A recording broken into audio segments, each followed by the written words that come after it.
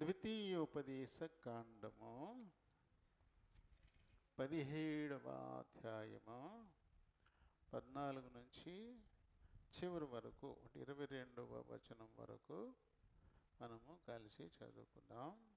దేవుడైన యెహోవా నీకు ఇచ్చుచున్న దేశమున నీవు ప్రవేశించి దాన్ని స్వాధీనపరుచుకొని అందులో నివసించి నా చుట్టూనున్న సమస్త జనము వలె నా మీద రాజును నియమించుకొందుననుకొని నా ఎడల నీ దేవుడైన యెహోవా ఏర్పరచువానిని అవశ్యముగా నీ మీద రాజుగా నియమించుకొనవలను. నీ సహోదరుల్లోనే ఒకని నీ మీద రాజుగా నియమించుకొనవలను. నీ సహోదరుడు కాని అన్యుని నీ మీద నియమించుకొనకూడదు. అతడు గుర్రములను విస్తారముగా సంపాదించుకొనవలదు. తాను గుర్రములను హెచ్చుగా సంపాదించుకొనుటగాను జనులను ఐగుప్తునకు తిరిగి వెళ్ళనీయకూడదు. ఏలయనగా యెహోవా ఇక మీదట మీరు ఈ త్రోవను వెళ్ళకూడదని మీతో చెప్పెను. తన హృదయము తొలగిపోకుండానట్లు అతడు అనేక స్త్రీలను వివాహము చేసుకొనకూడదు. వెండి బంగారములను అతడు తన కొరకు బహుగా విస్తరింపజేసుకొనకూడదు. మరియు అతడు రాజ్య సింహాసనమందు ఆసీనుడైన తరువాత లెవీయులైన యాజకుల స్వాధీనములోనున్న గ్రంథమును చూచి ఆ ధర్మశాస్త్రమునకు ఒక ప్రతిని తన కొరకు రాసికొనవలెను. అది అతని వద్ద ఉండవలెను. తన రాజ్యమందు తానును తన కుమారులను ఇశ్రాయేలు మధ్యను దీర్ఘాయుష్మంతులగుటకై తాను తన సహోదరుల మీద గర్వించి ఈ ధర్మమును విడిచిపెట్టి కుడికి గాని ఎడమకు గాని తను తొలగక ఉండునట్లు తన దేవుడైన యెహోవాకు భయపడి ఈ ధర్మశాస్త్ర వాక్యములన్నిటినీ ఈ కట్టడలను అనుసరించి నడవ నేర్చుకొనుటకు అతడు తాను బ్రతుకు దినములన్నిటను ఈ గ్రంథము చదువుచుండవలెను. దేవుడి పరిశుద్ధ వాక్యం దించిన గాక. ఆమేన్. చిన్న ప్రార్థన చెప్పుకుందాం. ప్రభు సహాయం కొరకు అందరూ కూడా నాతో ఏకీభవించండి. ప్రేమ కలిగిన మా ప్రియ పరలోకపు తండ్రి, కనికర సంపన్నుడా, కృపా సత్య సంపూర్ణుడా, వందనాలు స్తోత్రాలు. మీ ఉచితమైన కృపను బట్టి గడిచినటువంటి పునరుత్థాన దినము నుండి నేటి ఈ పునరుత్థాన దినం వరకు మీ బలిష్టమైన బాహుల్లో నన్ను మా ప్రియులందరినీ భద్రపరిచారు. ఈ పునరుత్థాన దినం మీ సన్నిధి ఇచ్చారు. అందుకే మీకే కృతజ్ఞతాస్తుతులు చెల్లిస్తున్నాం. ఇంతవరకు పాడి మీ నామాన్ని మహిమపరిచాము. మీ లేఖనాన్ని ధ్యానించాలని ఆశపడుతున్నాం. ఆయన గత 2 వారాలుగా మా పితరుడైన మహారాజు సొలొమోను గురించి మాకు నేర్పిస్తున్నందుకు వందనాలు స్తోత్రాలు. ఈ దినము కూడా దానిని కొనసాగించాలని ఆశపడుతూ ఉన్నాం. చదవబడిన లేఖన భాగాల్లో నుంచి మాకు కావలసిన ఆత్మీయ మర్మాలను మాకు బయలుపరిచి ఆత్మీయంగా మమ్మల్ని బలపరచాల్సిందిగా, స్థిరపరచాల్సిందిగా మీ చేతులకు అప్పగించుకుంటున్నాం. దీనుడను ప్రభా, బలహీనుడను తండ్రి, ఈ వాక్యమును బట్టి మాట్లాడడానికై నిలబడబోతున్నాను. నేను దయతో నన్ను ఖాళీ చేయండి. మీ చిత్తానుసారమైన మాటలు నా నోట నుంచి మీరే మాట్లాడుకొని మహిమ ఘనత ప్రభావాల్ని పొందమని అడుగుతున్నాను. నేనే మాట్లాడితే మళ్ళీ నా వాక్కును వారు వినలేరు. కాబట్టి నాయన మీరే మాట్లాడుకుని మహిమ పొందండి. చేర్చబడిన వారిని బట్టి వందలాలు. ఇంకెవరిని వస్తుంటే త్వరపెట్టి తోడుకోండి. నిలిచిపోతున్న వారిని క్షమించి వారికి మరొక తరుణాన్ని అనుగ్రహించమని అడుగుతా ఉన్నాను. వచ్చిన వారెల్లా ఈ కొద్ది సమయం తమ హృదయాలు చెవులని పరలోకపు గవిని వైపు కేంద్రీకరించేలాగా సహాయం చేయమని ప్రభువును మా రక్షకుడునైన యేసు నామములో ఈ మనవులు సమర్పిస్తున్నాను మా పరమ తండ్రి. ఆమేన్. ఒక చిన్న పాట మనం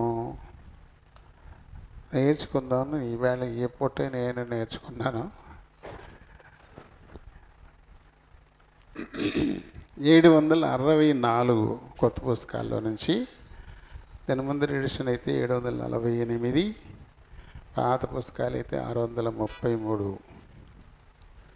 గొర్రె పిల్ల ఎక్కడికి పోవునో అక్కడికెల్లా ఆయనను వెంబడింతురు. ప్రకటన 14వ అధ్యాయము 4వ వచనాన్ని బట్టి రాయబడింది. ప్రభు యేసుని నేను వెంబడింతును, ప్రభు యేసుని నేను వెంబడింతును, ప్రభు యేసుని నేను వెంబడింతును తన అడుగు జడలో, నడచెదను తన అడుగు జడలలో, నడచెదను.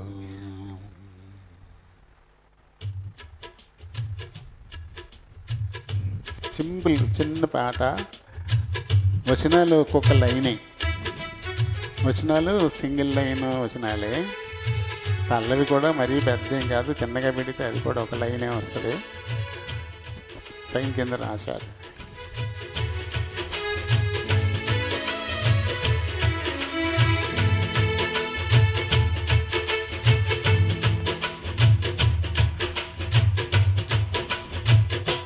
ప్రభు యేసుని నేను వెంబడింతును, ప్రభు యేసుని నేను వెంబడింతును, తన అడుగు జడలో, నడచెదను తన అడుగు జడలలో, నడచెదను. ప్రభు యేసుని నేను వెంబడింతును. పాడండి అందరు కూడా, చిన్న మాట కదా. ప్రభు యేసుని నేను వెంబడింతును, ప్రభు యేసుని నేను వెంబడింతును, తన అడుగు జడలలో, నడచెదను తన అడుగు జడలలో, నడచెదను. లోకమున్ విడిచి సిలువను మోసి, లోకమున్ విడిచి సిలువను మోసి, దీక్షతో ప్రభుని వెంబడింతును, ప్రభు యేసుని నేను వెంబడింతును, ప్రభు యేసుని నేను వెంబడింతును, తన అడుగు జడలలో, నడచెదను తన అడుగు జడలలో, నడచెదను. కాపరి యేసు స్వరమును వినుచు, కాపరి యేసు స్వరమును వినుచు, తూపెడి స్థలముల చేయదను, ప్రభు యేసుని నేను వెంబడింతును, తన అడుగు జడలలో, నడచెదను. చీకటి జగతిని తప్పించుకొని, చీకటి జగతిని తప్పించుకొని, వాక్యపు వెలుగులు వెంబడింతును, ప్రభు యేసుని నేను వెంబడింతును, ప్రభు యేసుని నేను వెంబడింతును, తన అడుగు జడలలో, నడచెదను తన అడుగు జడలలో, నడచెదను. పాప విశాల మార్గమున్ విడచి, పాప విశాల మార్గమున్ విడచి, పరుగడెదను జీవ మార్గమున, ప్రభు యేసుని నేను వెంబడింతును, ప్రభు యేసుని నేను వెంబడింతును, తన అడుగు జడలలో, నడచెదను తన అడుగు జడలలో, నడచెదను.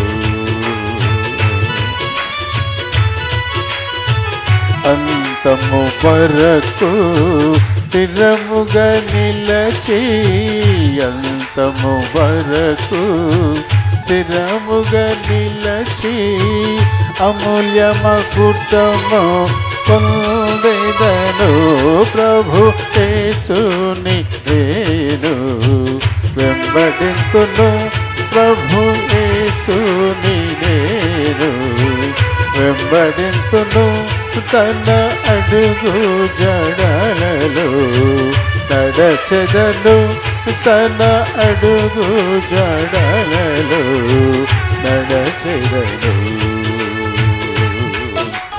Praise the Lord.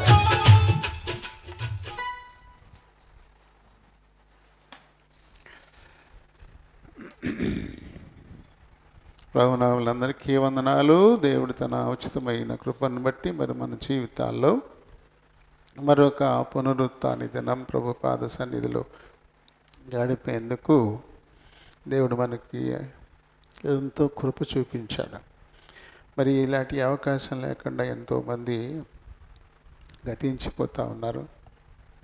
వాళ్ళు పిల్లలు లేదు, పెద్దలు లేదు, పేదవాళ్ళు లేదు, ధనవంతులు లేదు, అధికారులు లేదు, సామాన్యులు లేదు.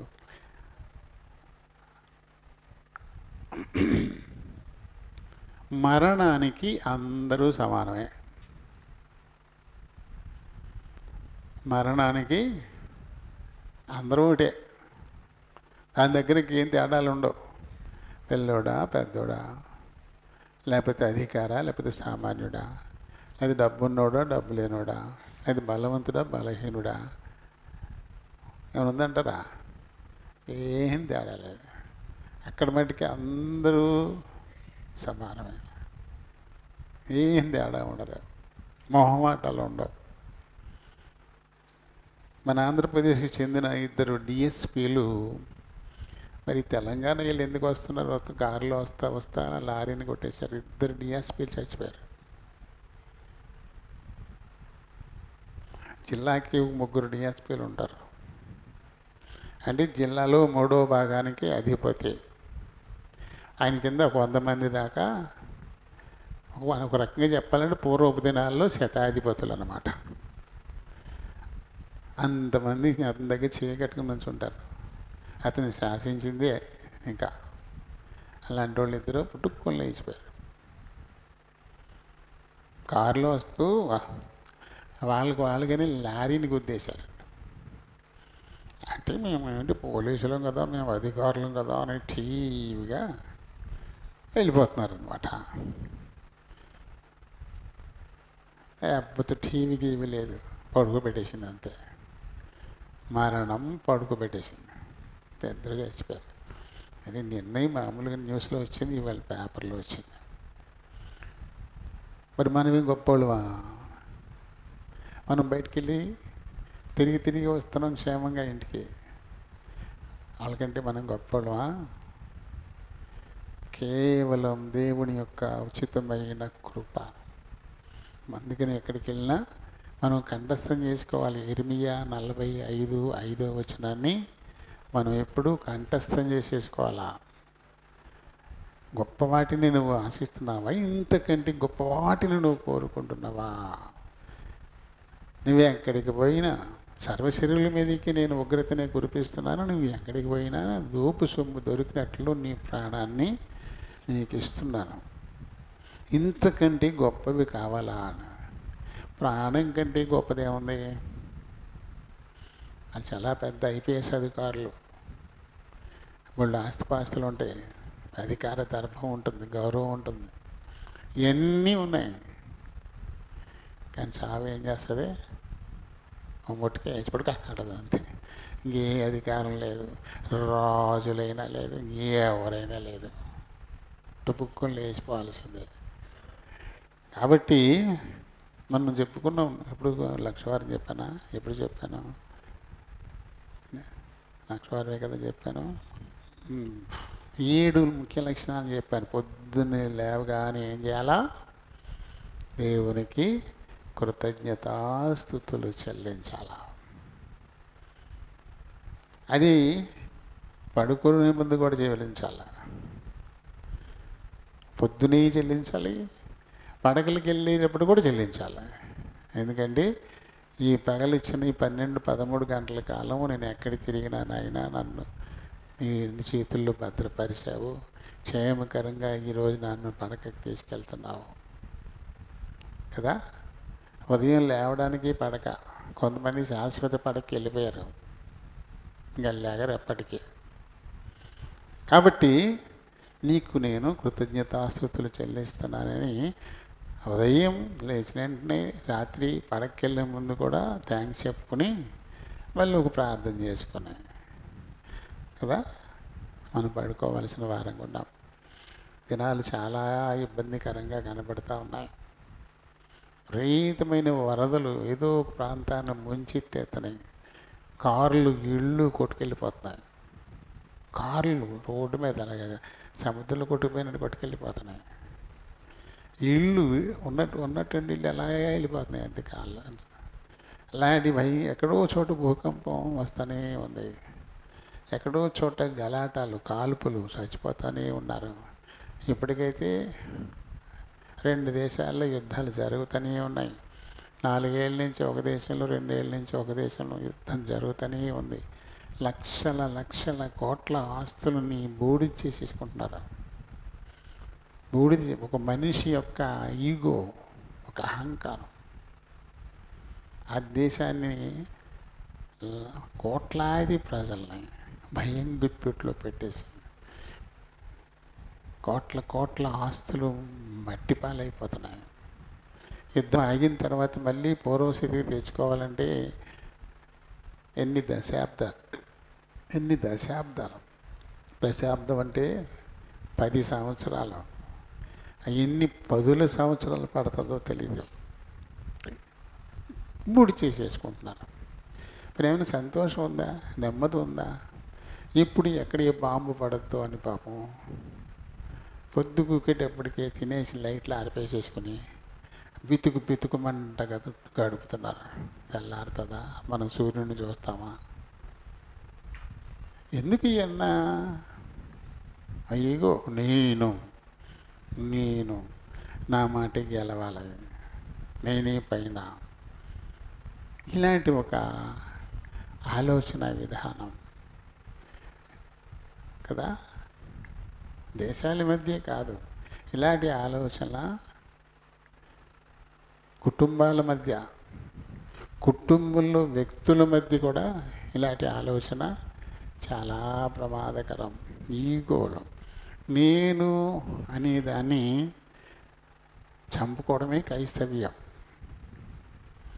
నేను అనేదాన్ని చంపుకోకపోతే వాళ్ళు క్రైస్తవులు కాలేరు. ఎందుకంటే మన ప్రభు నేను అనేదాన్ని ఎక్కడ ఆయన ప్రదర్శించలేదు. ఆయన దేవుడు అయ్యుండి కూడా దేవుడిగా ఎక్కడ ఆయన ప్రవర్తించలేదు. కాబట్టి ఆయనకి వారసులు మనం కావాలంటే ఎవరైతే నేను అనేదాన్ని చంపేసుకుంటారో వారు మట్టుకే క్రైస్తవులుగా పిలువబడతారు కదా. దేవుడు మనకి అత్యంత అద్భుతమైనటువంటి పుస్తకాన్ని దేవుడు మనకిచ్చాడు. ఇది మామూలు పుస్తకం కాదు. ఏంటిది? బైబిల్ అనేది మామూలు పుస్తకమేమీ కాదు. దీని గురించి చెప్తారు. The Bible is not a simply single book. Bible అనేది చాలా సింపుల్గా ఒక్క పుస్తకం ఏం కాదు. ఒక్క పుస్తకం కాదు ఇది బైబిల్ అనేది. ఎన్నున్నాయి బైబిల్లో? 66 పుస్తకాలు ఉన్నాయి. ఇది ఒక బుక్ కాదు, 66 పుస్తకాలు ఉన్నాయి కదా. It is an entire library of books అంటారు. లైబ్రరీ అంటే ఎన్నో రకాల గ్రంథాలు ఉంటాయి ఒక లైబ్రరీలో. ఈ ఒక్క బుక్కే ఒక లైబ్రరీ అంట. ఈ 66 పుస్తకాలు ఉన్నాయి. ఈ ఒక్క బుక్కే ఒక పెద్ద గ్రంథాలయం. లైబ్రరీలో దొరకందంటూ ఉండదు, అలాగే ఈ ఒక్క పుస్తకంలో కూడా దొరకందంటూ ఉండదు అంటాడు. హోల్ రేంజ్ ఆఫ్ లిటరేచర్, సాహిత్యం, అన్ని రకాల సాహిత్య విలువలు. పాట ఉంటుంది, డ్రామా ఉంటుంది కదా, అన్నీ ఉంటాయి ఇందులో. లిటరేచర్ అంటే సాహిత్యం, సాహిత్యాల్లో కథలు ఉంటాయి, పాటలు ఉంటాయి, పద్యాలు ఉంటాయి, డ్రామాలు ఉంటాయి, ఇవన్నీ ఉంటాయి కదా. అలాంటివన్నీ ఉన్నాయి ఈ బుక్లో, బైబిల్లో. అందుకనే ఏమంటాడు ఆయన కదా, హోల్ రేంజ్ ఆఫ్ లిటరేచర్ అంటాడు. ఇట్ ఇంక్లూడ్స్, ఏమేమి ఉంటాయి ఇందులో? హిస్టరీ ఉంటుంది, పోయిట్రీ అంటే పద్య భాగాలు, పోయిట్రీ ఉంటుంది, డ్రామా ఉంటుంది, బయోగ్రఫీ, వ్యక్తుల జీవిత విశేషాలు అవన్నీ ఇందులో మనకు దొరుకుతాయి. ప్రొఫెసీ, ప్రవచనాలు మనకి ఇందులో కనబడతాయి. ఫిలాసఫీ, తాత్వికం ఉంటుంది, సైన్స్, శాస్త్రం ఉంటుంది కదా. ఇంకా ఇన్స్పిరేషనల్ అంటారు, అంటే ఒక ప్రోత్సాహాన్ని ఇచ్చేటువంటిది, ఒక ఉత్సాహాన్ని ఇచ్చేటువంటి రీడింగ్స్ ఇందులో ఎన్నో మనకి ఉన్నాయి అంటారు. అటువంటి గొప్ప గ్రంథాన్ని దేవుడు మనకి ఇచ్చాడు. ఇది ఒక్కటి ఉంటే దీనిని బట్టి ఎంతోమంది శాస్త్రవేత్తలు రకరకాలైనటువంటి వాటిని కనుగొన్నారు. ప్రపంచానికి ఉపయోగపడేవన్నీ కనుగొనడానికి స్ఫూర్తి ఏమిటంటే అది బైబిలే కదా. ఇంకేమంటే ఇది Bible translated into 1200 world languages. 1200 దేశ భాషల్లో ఉందంట బైబిల్. 1200 భాషల్లో బైబిల్ దొరుకుతుందంట, ప్రపంచ భాషల్లో. కే బుక్ అని ఉందా? 1200. ఒక రెండు భాషల్లో ముద్రింపడమే పెద్ద గొప్ప, ఇంగ్లీషు, తెలుగు. అలాంటిది 1200 భాషల్లో బైబిల్ మనకి దొరుకుతుందంట కదా. అలాగే ప్రతి సంవత్సరం కూడా ఇది ఒక అద్భుతం. ఇది అమ్ముడుపోతున్న పుస్తకాలు ఎక్కడ ఏ బుక్ అమ్ముడుపోదట. ఇది ఒక వండర్ అంటాడు, చాలా అద్భుతం అనమాట. It is little wonder then all. Every year more copies are sold then any other single books. ఎంత అద్భుతమైనటువంటి పుస్తకం అంటారు దీన్ని. The Bible answers the greatest questions that reign of all ages have asked అంట. ప్రతి యుగంలో లేదా ప్రతి తరంలో ఎదురయ్యేటువంటి ప్రతి ప్రశ్నకు సమాధానం ఈ బైబిల్లో దొరుకుతుందంట. అందులో ముఖ్యమైన ప్రశ్నలు, ప్రతి వ్యక్తి వేసుకోవలసిన ప్రశ్నలు. విశ్వాసి కాకపూర్వమే ఈ ప్రశ్నలు వేసుకోవాలంట. ఏంటి ఆ ప్రశ్నలు? వేర్ హ్యావ్ ఐ కేమ్, నేను ఎక్కడి నుంచి వచ్చాను. ఇలా వస్తూనే ఉన్నారు కదా. ప్రతి క్షణము ఎంతోమంది ఈ లోకంలో కన్ను తెరుస్తున్నారు, ఎంతోమంది కన్ను తెరిచి పుడుతూ ఉన్నారు. ఎంతోమంది ఎక్కడి నుంచి వస్తున్నారు వీళ్ళు, నేను ఎక్కడి నుంచి వచ్చాను అని ప్రశ్న వేసుకోవాలంట. తర్వాత వై యామ్ ఐ హియర్, నేను ఇక్కడ ఎందుకున్నాను, ఎక్కడి నుంచి వచ్చాను, ఇక్కడ ఎందుకు ఉన్నాను, అది కూడా మనం ఆలోచన చేయాలంటే ఆ ప్రశ్నకి కూడా బైబిల్ జవాబు చెబుతుంది. తర్వాత how can I know the truth,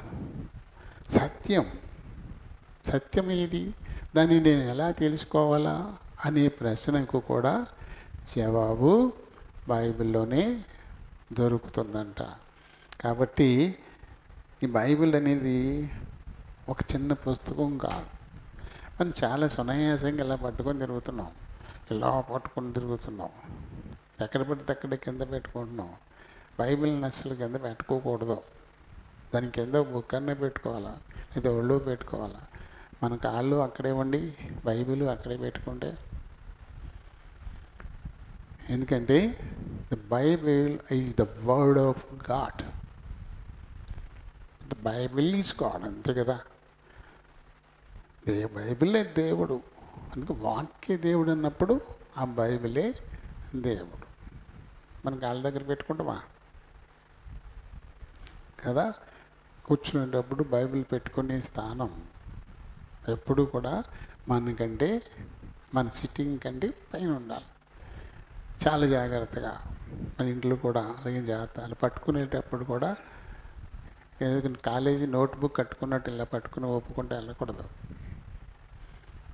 maximum చిత్తమైతే అని ఒట్టి బైబిల్ పట్టుకుంటే హృదయ స్థానం ఇక్కడ పట్టుకుని రావాలా.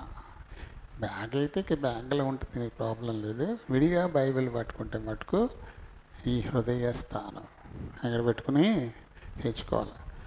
ఎందుకంటే బైబిల్ ఎందరినో మార్చింది, ఎందరినో మార్చింది. వీళ్ళందరిలోనూ మనం చెప్పుకోదగ్గటువంటి వ్యక్తి ఎవరంటే, మనిషి కోతి నుంచి పుట్టాడు అని చెప్పాడు ఎవరు? అమ్మా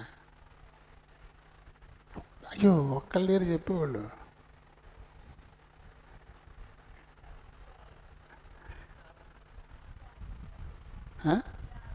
మరి చెప్పరే. డార్విన్ సిద్ధాంతం కదా.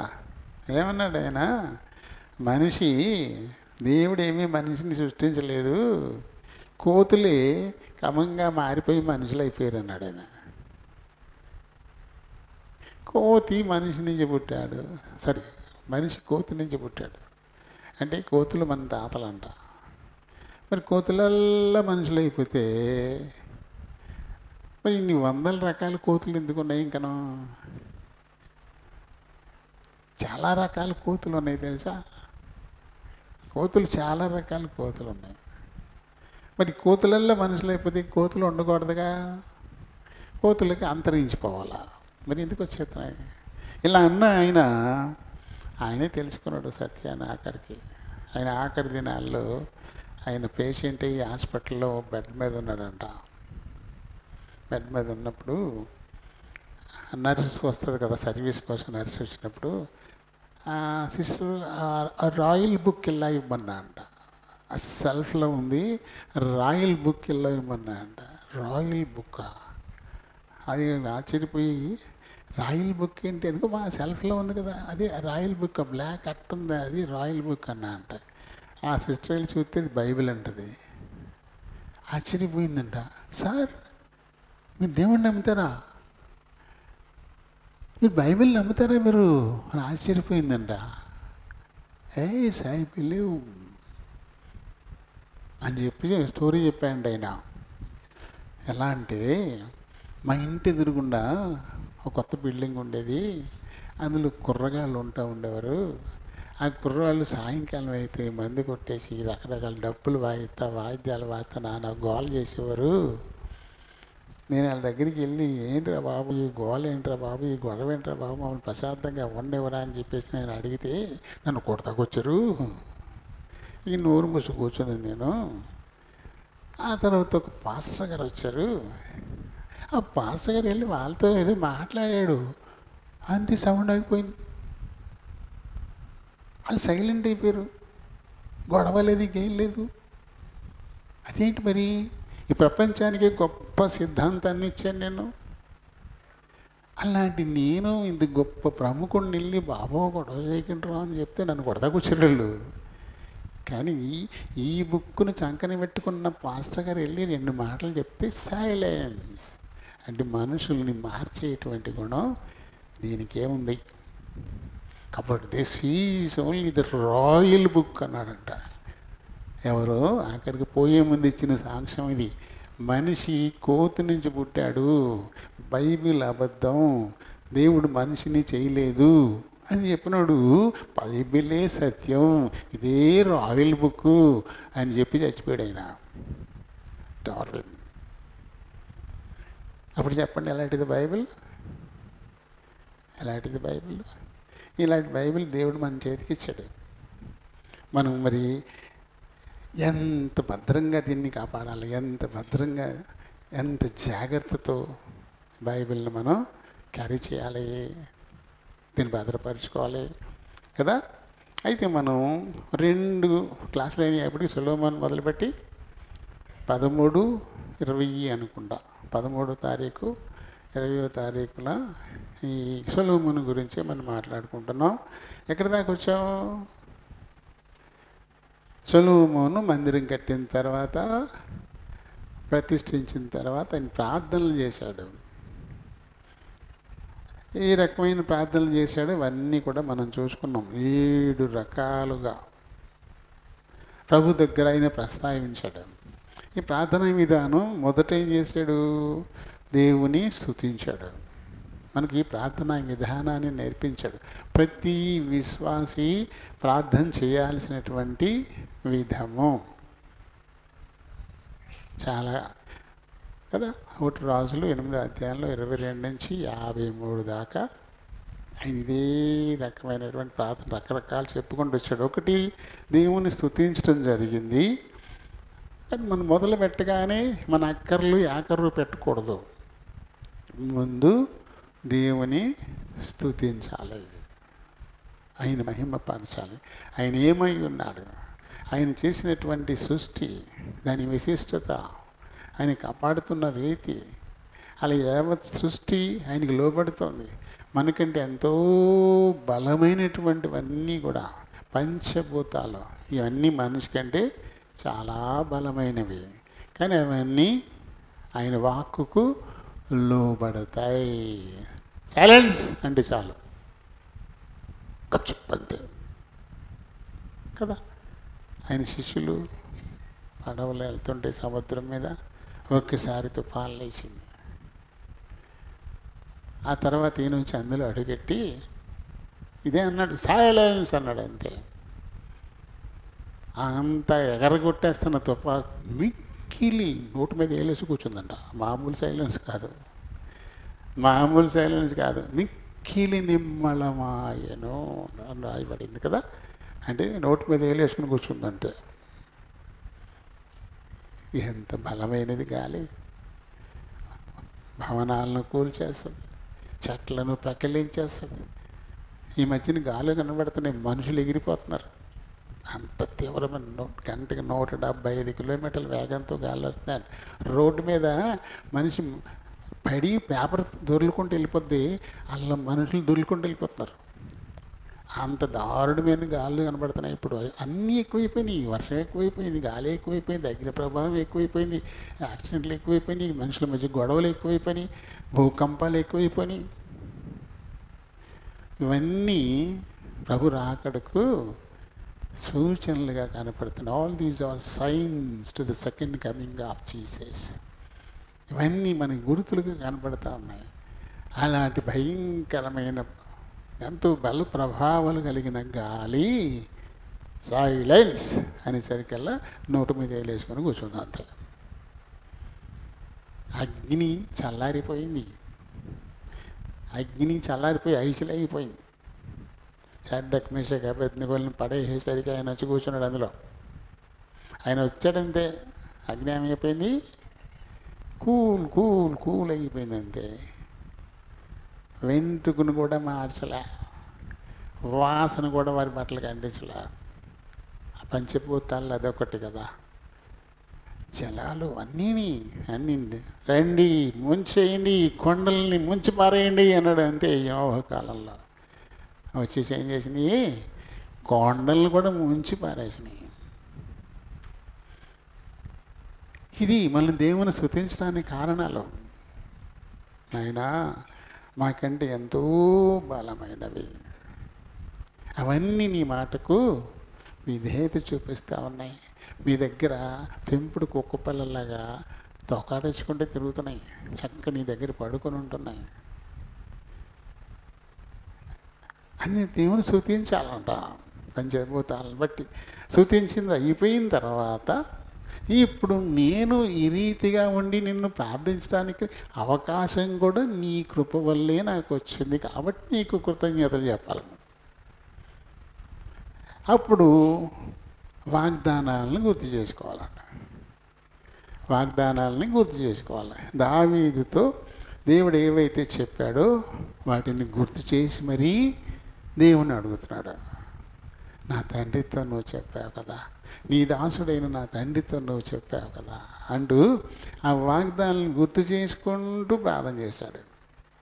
ఇంకా తర్వాత తను పక్షాన, జనుల పక్షాన తనను తాను ఏదో తగ్గించుకుంటూ నీ దాసుడునైనా అంటూ అప్పుడు ప్రార్థన చేసి ఎలా 7 రకాలైన ప్రార్థనలు 7 రకాలుగా చేశాడని చెప్పేసి మనం వచనాల వారీగా చూసుకున్నాం కదా. 8వ అధ్యాయాన్ని 31వ వచనం నుంచి, 1 రాజులు 8వ అధ్యాయం 31వ వచనం నుంచి వరుసగా మనం 50 వచనం దాకా చదువుకుంటే ఇవన్నీ మనకి కనబడతాయి.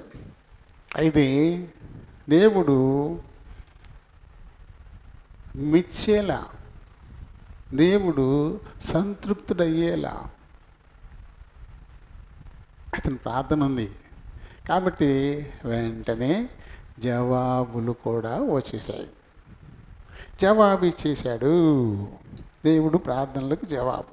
ఇది 9వ అధ్యాయంలో 2 నుంచి మనకి కనబడుతుంది. 2 నుంచి 9 దాకా ఆయన సొలొమోనుకి ఇచ్చినటువంటి జవాబులు మనం చూస్తాం. నీ ప్రార్థనలు అంగీకరించాను. 7 రకాలుగా ప్రార్థన చేశాడు కదా, ఇవన్నీ నేను అంగీకరించాను అంటాడు. రెండవ జవాబు ఏంటంటే, ఈ మందిరమును పరిశుద్ధపరచి నా నామం అక్కడ ఉంచాను. ఎందుకంటే దేవుని నామం ఉంచబడకపోతే అది ఎంత ఖరీదైన మందిరమైనా, కోటాను కోట్ల రూపాయలు వెచ్చించి నిర్మించిన అది ఒక కట్టడం అంతే, అది దేవుని మందిరం కాదు. ఆయన నామం అక్కడ ఉంచబడాలి. ఉంచాను అన్నాడు, పరిశుద్ధపరిచాను, నా నామాన్ని కూడా అక్కడ ఉంచాను అని చెప్పాడు. అలాగే ఇక్కడి నుంచి కండిషన్లు ఉన్నాయి. అయితే దావీదు నడిచినట్లు నీవు నడిస్తే నీ సింహాసనం చిరకాలం ఉంటుంది. దావీదు నడిచినట్టు నడవాలి అని చెప్పాడు కండిషన్. ఆ తర్వాత మీరే కానీ మీ కుమారులే కానీ నన్ను వెంబడించడం మానితే ఈ మందిరమును నా సముఖము నుండి కొట్టివేస్తా, అక్కడి నుంచి నా పేరు తీసేస్తా, నేను ఉండను ఇంక అక్కడ, ఆ మందిరంలో నేను ఇంకా ఉండను అని చెప్పేసి కండిషన్లు పెట్టి జవాబు ఇచ్చేశాడు. ప్రార్థనలు జవాబు ఇంతవరకు మనం చదువుకున్నాం కదా. అయితే మరి ద్వితీయోపదేశకాండం చదివించారేంటి? సొలొమోను గురించి మానేసి ద్వితీయోపదేశకాండం చదివించారేంటి మరి అంటే, ఇక్కడే ఉంది కండిషన్లు. సొలొమోను ఎలా చెడిపోయాడు, దేవుడు ఏం చెప్పాడు, సొలొమోను ఏం చేశాడు చెప్పింది మనకి ద్వితీయోపదేశకాండంలో ఉంటుంది. ద్వితీయోపదేశకాండంలో ఈ 14 నుంచి ఏమంటాడంటే,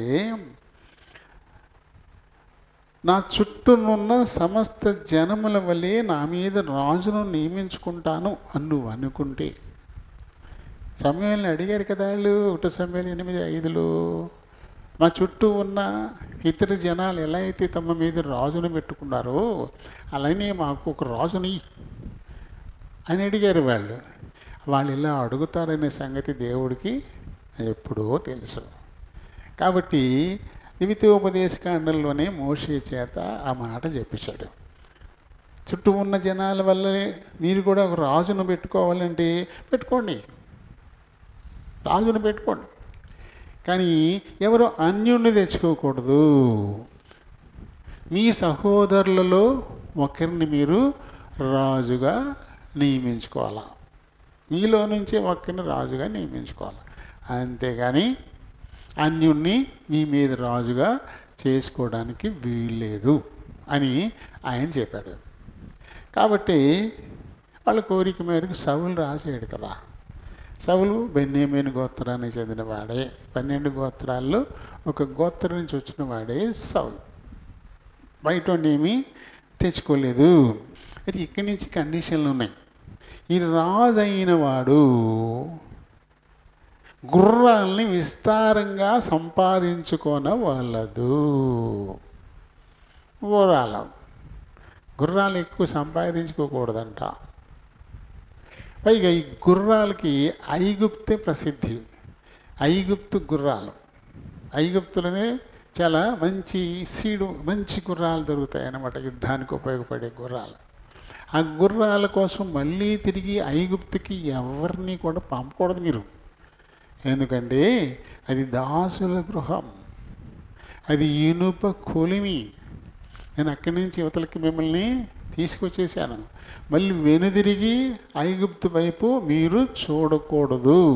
ఈ గుర్రాలను కొనేటువంటి వంకతో మళ్ళీ ఐగుప్తులు మీరు అడుగు పెట్టడానికి వీల్లేదు అని చెప్పాడు ఆయన కదా. ఆ తర్వాత ఏలైనగా యెహోవా ఇక మీదట మీరు ఈ త్రోవను వెళ్ళకూడదని మీతో చెప్పాను. తన హృదయమును తొలగిపోకుండానట్లు అతడు అనేక స్త్రీలను వివాహం చేసుకోకూడదు. ఇది కండిషన్ పెట్టాడు దేవుడు. గుర్రాలను తెచ్చుకోకూడదు, ఆ గుర్రాల కోసం మళ్ళీ ఐగుప్తుకి జనాన్ని పంపకూడదు. అలాగే తమ హృదయాలు తిప్పేస్తారు కాబట్టి అనేక మంది స్త్రీలను వివాహం మీరు చేసుకోకూడదు అన్నాడు. అలాగే వెండి బంగారాలను అతడు తన కొరకు బహుగా విస్తరింపజేసుకోకూడదు. ఆ తర్వాత తను నడుచుకోవాల్సినటువంటి విధానం తెలుసుకోవడం కోసం ధర్మశాస్త్ర ప్రతిని రాయించుకుని దాని దగ్గర ఉంచుకొని తను నిరంతరము దాన్ని చదువుతూ ఉండాలి, ఆ కట్టడలను నేర్చుకుంటూ ఉండాలి. ఇది ఒకవేళ రాజు అయితే, రాజును మీరు ఎవరైనా పెట్టుకుంటే ఆ రాజు ఎలా నడుచుకోవాలా అనే దాన్ని ద్వితీయోపదేశకాండము 17వ అధ్యాయంలోనే 14 నుంచి మోషే ద్వారా దేవుడు ముందుగానే చెప్పేశాడు. ఆ తర్వాత చాలా జరిగింది కదా. ఆ తర్వాత యెహోషువ అయింది, ఆ తర్వాత న్యాయాధిపతులు అయింది, తర్వాత సమూయేలు అయింది. ఆ సమయంలో వచ్చేసరికి అప్పుడు రాజు రావడం జరిగింది కదా.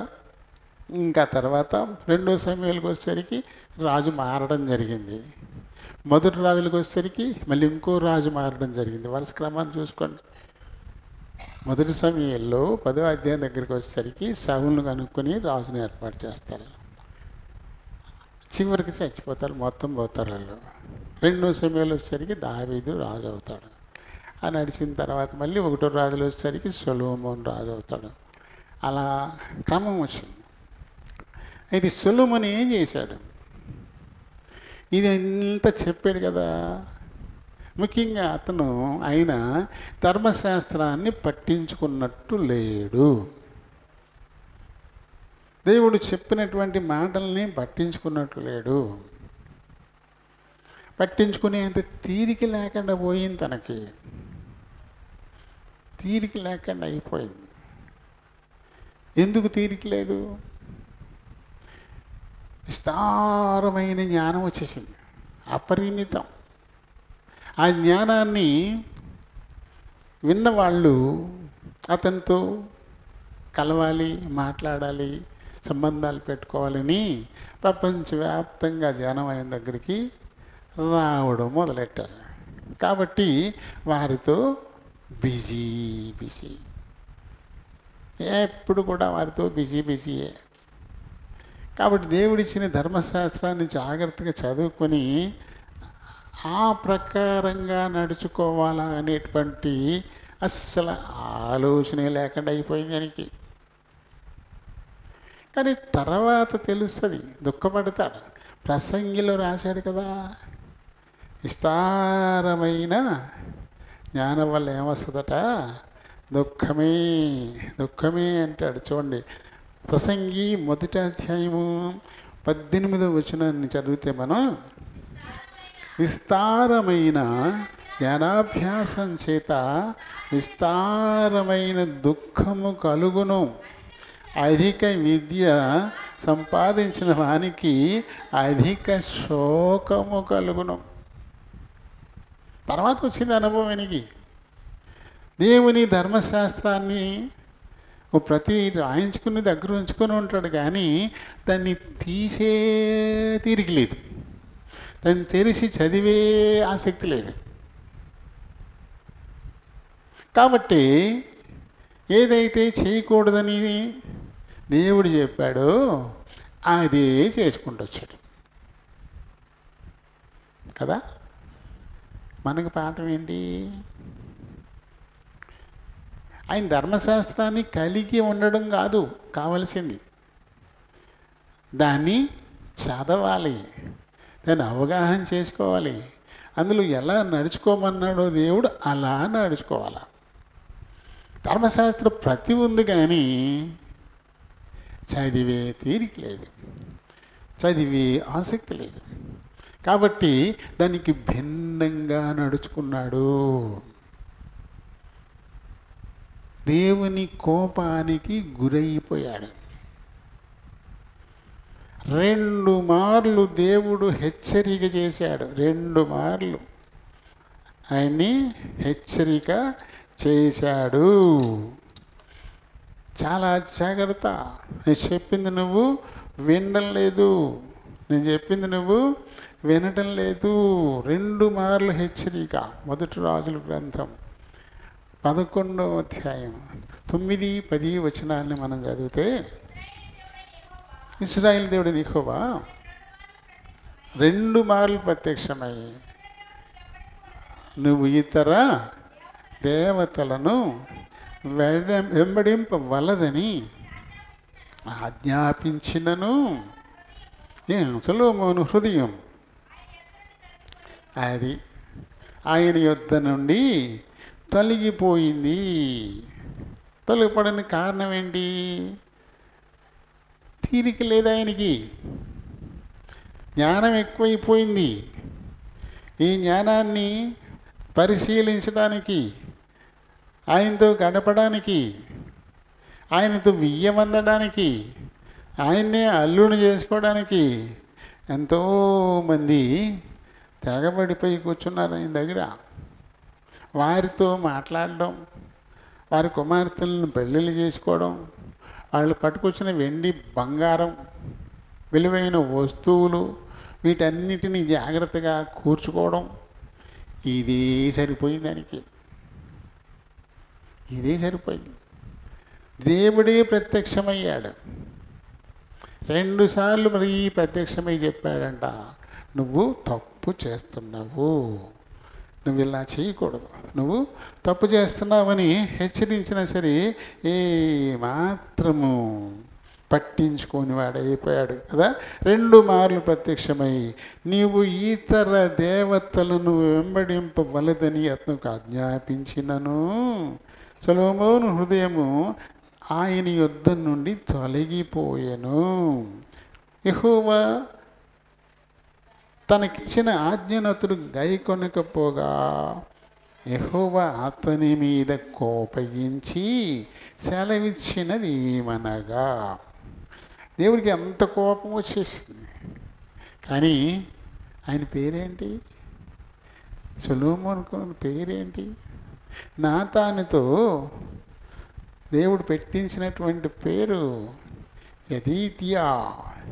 యెదీద్యా అంటే అర్థం ఏంటి? యెదీద్యా అంటే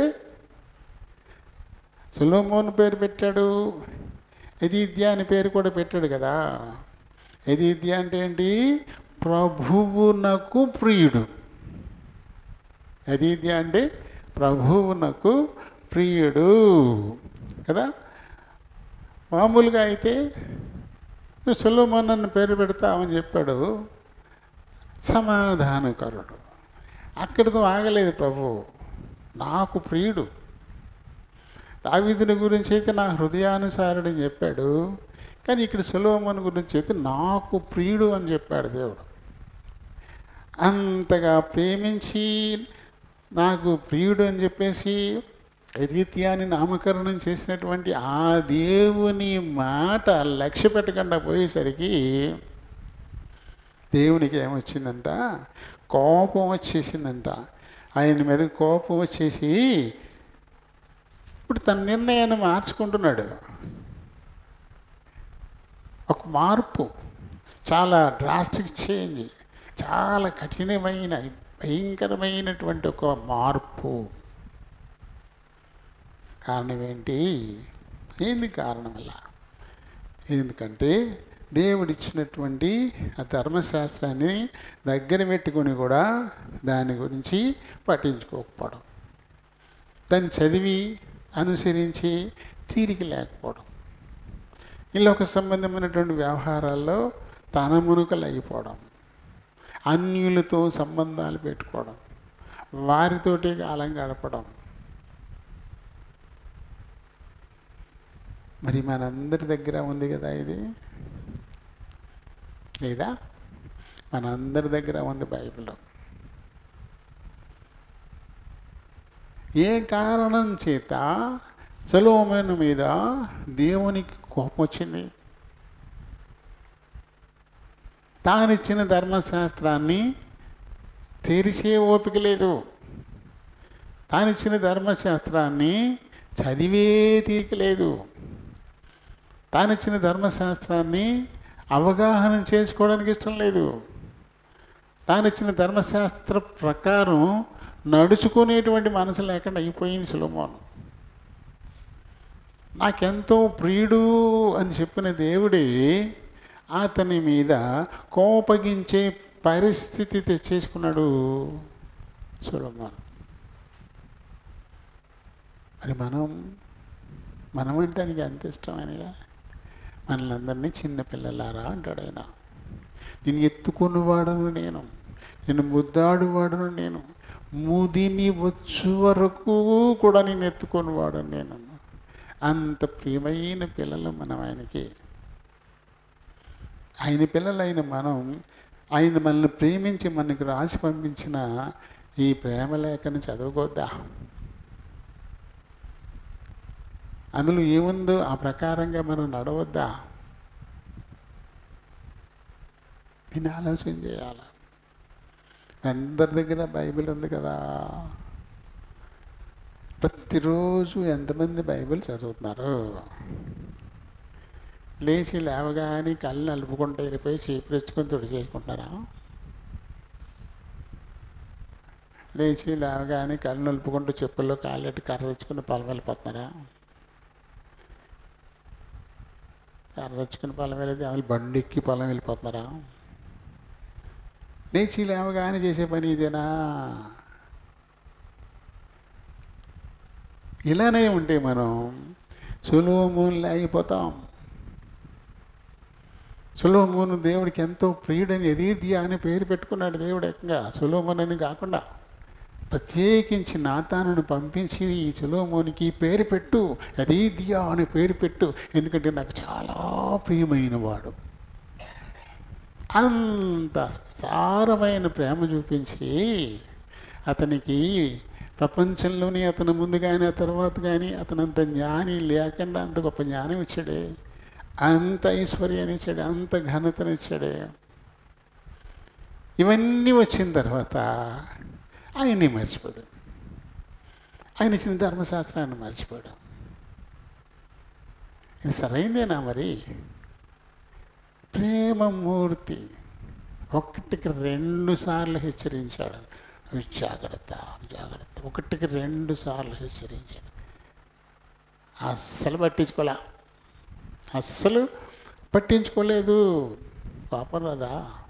ఆయన ముందే చెప్పాడు, ఐగుప్తుకి వెళ్ళి నువ్వు గుర్రాలను తెచ్చుకోవద్దంటే ఆయన గుర్రాలను సంపాదించుకున్నాడు. చాలా చాలా గుర్రాలను తెచ్చుకున్నాడు. దేవుడు చెప్పింది వద్దని చెప్పింది ఈయన చేసినట్టు మనకి ఇక్కడ కనబడతాడు. చూడండి, ఇక్కడ 1వ రాజుల్లోకి మనం వస్తే ఇందులోని 10వ అధ్యాయం చూడండి. 10వ అధ్యాయంలోని 25వ వచనాన్ని చూస్తే, గుర్రములు కానీ కంచరగాడిదలు కానీ తన వంతు చొప్పున కట్నములు ఏటేటా తీసుకొని వచ్చి చూడెను. మరియు సొలొమోను రథములను రౌతులను సమకూర్చెను. అతడు 1400 రథములను 12,000 రౌతులను గలవాడై ఉండెను. అంటే 1400 రథాలు. రథం అంటే కనీసం 2 గుర్రాలు లాగాలి రథాన్ని, కనీసం 2. ఇంకా 4, 6 గుర్రాలు కూడా పెడతారు రథాన్ని లాగడానికి. కనీసం అంటే 2, అంటే 1400 అంటే 2800 గుర్రాలు రథాలకే కావాలా. 12 చూడండి, 12,000 రౌతులు. అంటే రౌతు అంటే గుర్రం మీద సారీ చేసేవాడిని రౌతు అంటారు. రౌతు, రైతు వేరు, రౌతు వేరు. అంటే 12,000 గుర్రాలు, 12,000 రౌతులు ఉన్నారండి, 12,000 గుర్రాలు. అంటే 12 2,800 దాదాపు ఒక 15 కదా, 15,000 గుర్రాలను తెచ్చాడు. గుర్రాలు ఎక్కడ దొరికాయంటే ఐగుప్తే. గుర్రాలకు పుట్టినిల్లు ఐగుప్తే. అసలు గుర్రాలను తెచ్చుకోకూడదని కదా ప్రభు చెప్పింది. ఆ గుర్రాల కోసం ఐగుప్తుకి పంపకూడదని కదా ప్రభు చెప్పింది. కానీ దాన్ని పూర్తిగా నిర్లక్ష్యం చేసి విస్తారమైన గుర్రాలని సంపాదించాడు, ఐగుప్తు నుంచి తెప్పించాడు. దేవుడు చెప్పిన దాన్ని తీసి పక్కన పెట్టేశాడు. ఇంకోటి ఏమన్నాడు, అనేక మందిని భార్యలుగా చేసుకోకూడదు. అది కదా ఆయన చెప్పింది, అనేక మంది భార్యల్ని చేసుకోకూడదు అని చెప్తే ఈయన ఏం చేశాడు, ఈయన చూడండి, అది 11వ అధ్యాయంలో 2వ వచనం నుంచి ఉంటుంది మనకి. మొదటి రాజులు 11:2 నుంచి చూడండి. కామాతురత గలవాడి వారిని ఉంచుకొనుచు వచ్చిన పైన ఏముంది, అనేక మంది పరస్త్రీలను మోహించను. అంటే రాజైన సొలొమోను ఫరో కుమార్తెనే కాకుండా మొట్టమొదటి చేసిన పని ఐగుప్తు జోలికి వెళ్ళొద్దంటే బోనియా అక్కడ.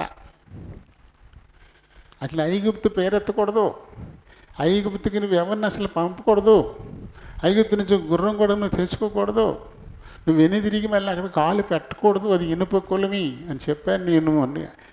ఏం చేశాడు, బోనియా అక్కడ మొట్టమొదట చేసుకున్నది ఐగుప్తు రాజకుమార్తెని పెళ్లి చేసుకున్నాడు. చూడండి, ట్రాక్ మారిపోవడం అక్కడే మొదలైంది. ఐగుప్తు రాజకుమారిని ముందు పెళ్లి చేసుకున్నాడు, తన్నే చేసుకున్నాడు. ఏదొద్దన్నాడో అదే చేశాడు. దారి తప్పిపోవడం ఇలా ఉంటుంది చూడండి. ఇంకా అనేక మంది స్త్రీలను మోహించాడంట. అనేక మందిని మోహించి ఏం చేశాడు, ఆఖరికి ఇలా 700 మందిని భార్యలుగా పెళ్లి చేసుకున్నాడంట. ఈయనకి సిగ్గులేదు, ఇచ్చేవాళ్ళకి సిగ్గుండక్కలా. ఏటా ఇప్పటికీ 3 ఉన్నారా, 4వది నేనేం చేయని అట్లు కడనా, నేను రాను అనాలి.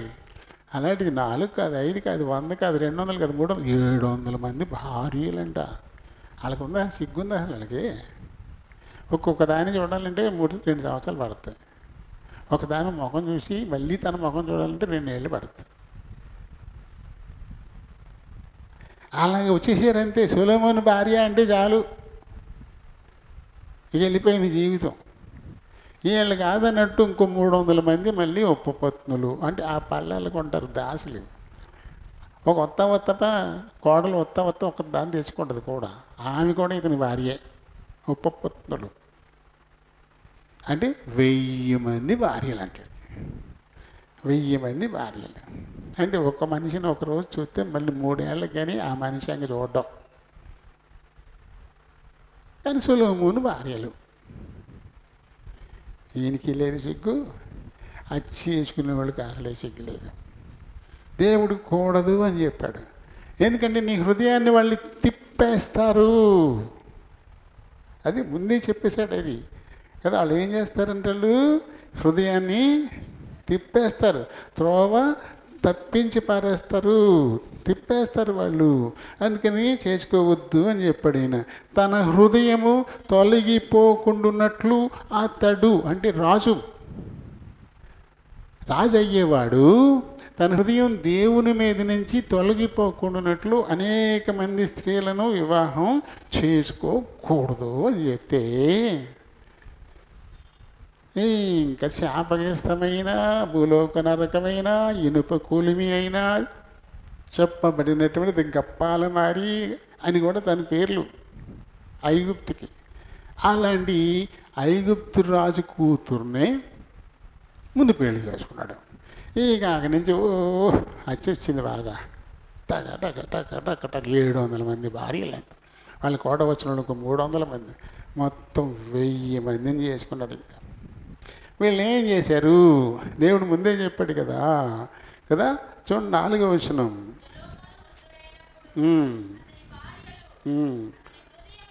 అతని పైనే ఉంది. అతని భార్యలు, వృద్ధుడు కాకముందు నుంచే అతని భార్యలు అతని హృదయమును తిప్పివేసిరి. ఇంకా మామూలుగా బలంగా ఉన్నప్పుడే తిప్పేశారంటే ముసలాడు అయిపోయి ఇంకేముంది? బలంగా ఉన్నప్పుడే తిప్పేశారు.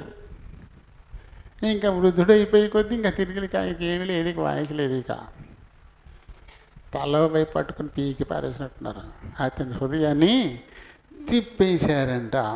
తిప్పేస్తే ఏం చేశాడు ఈయన? దేవుడైన యెహోవా ఎడల యథార్థము కాకపోయింది అతని హృదయం. అదే ముందే చెప్పాడు, తన హృదయం నా మీద నుంచి తిప్పివేయకుండానట్లు అనేకులను భార్యలుగా చేసుకోకూడదు అంటే చేసుకున్నాడు.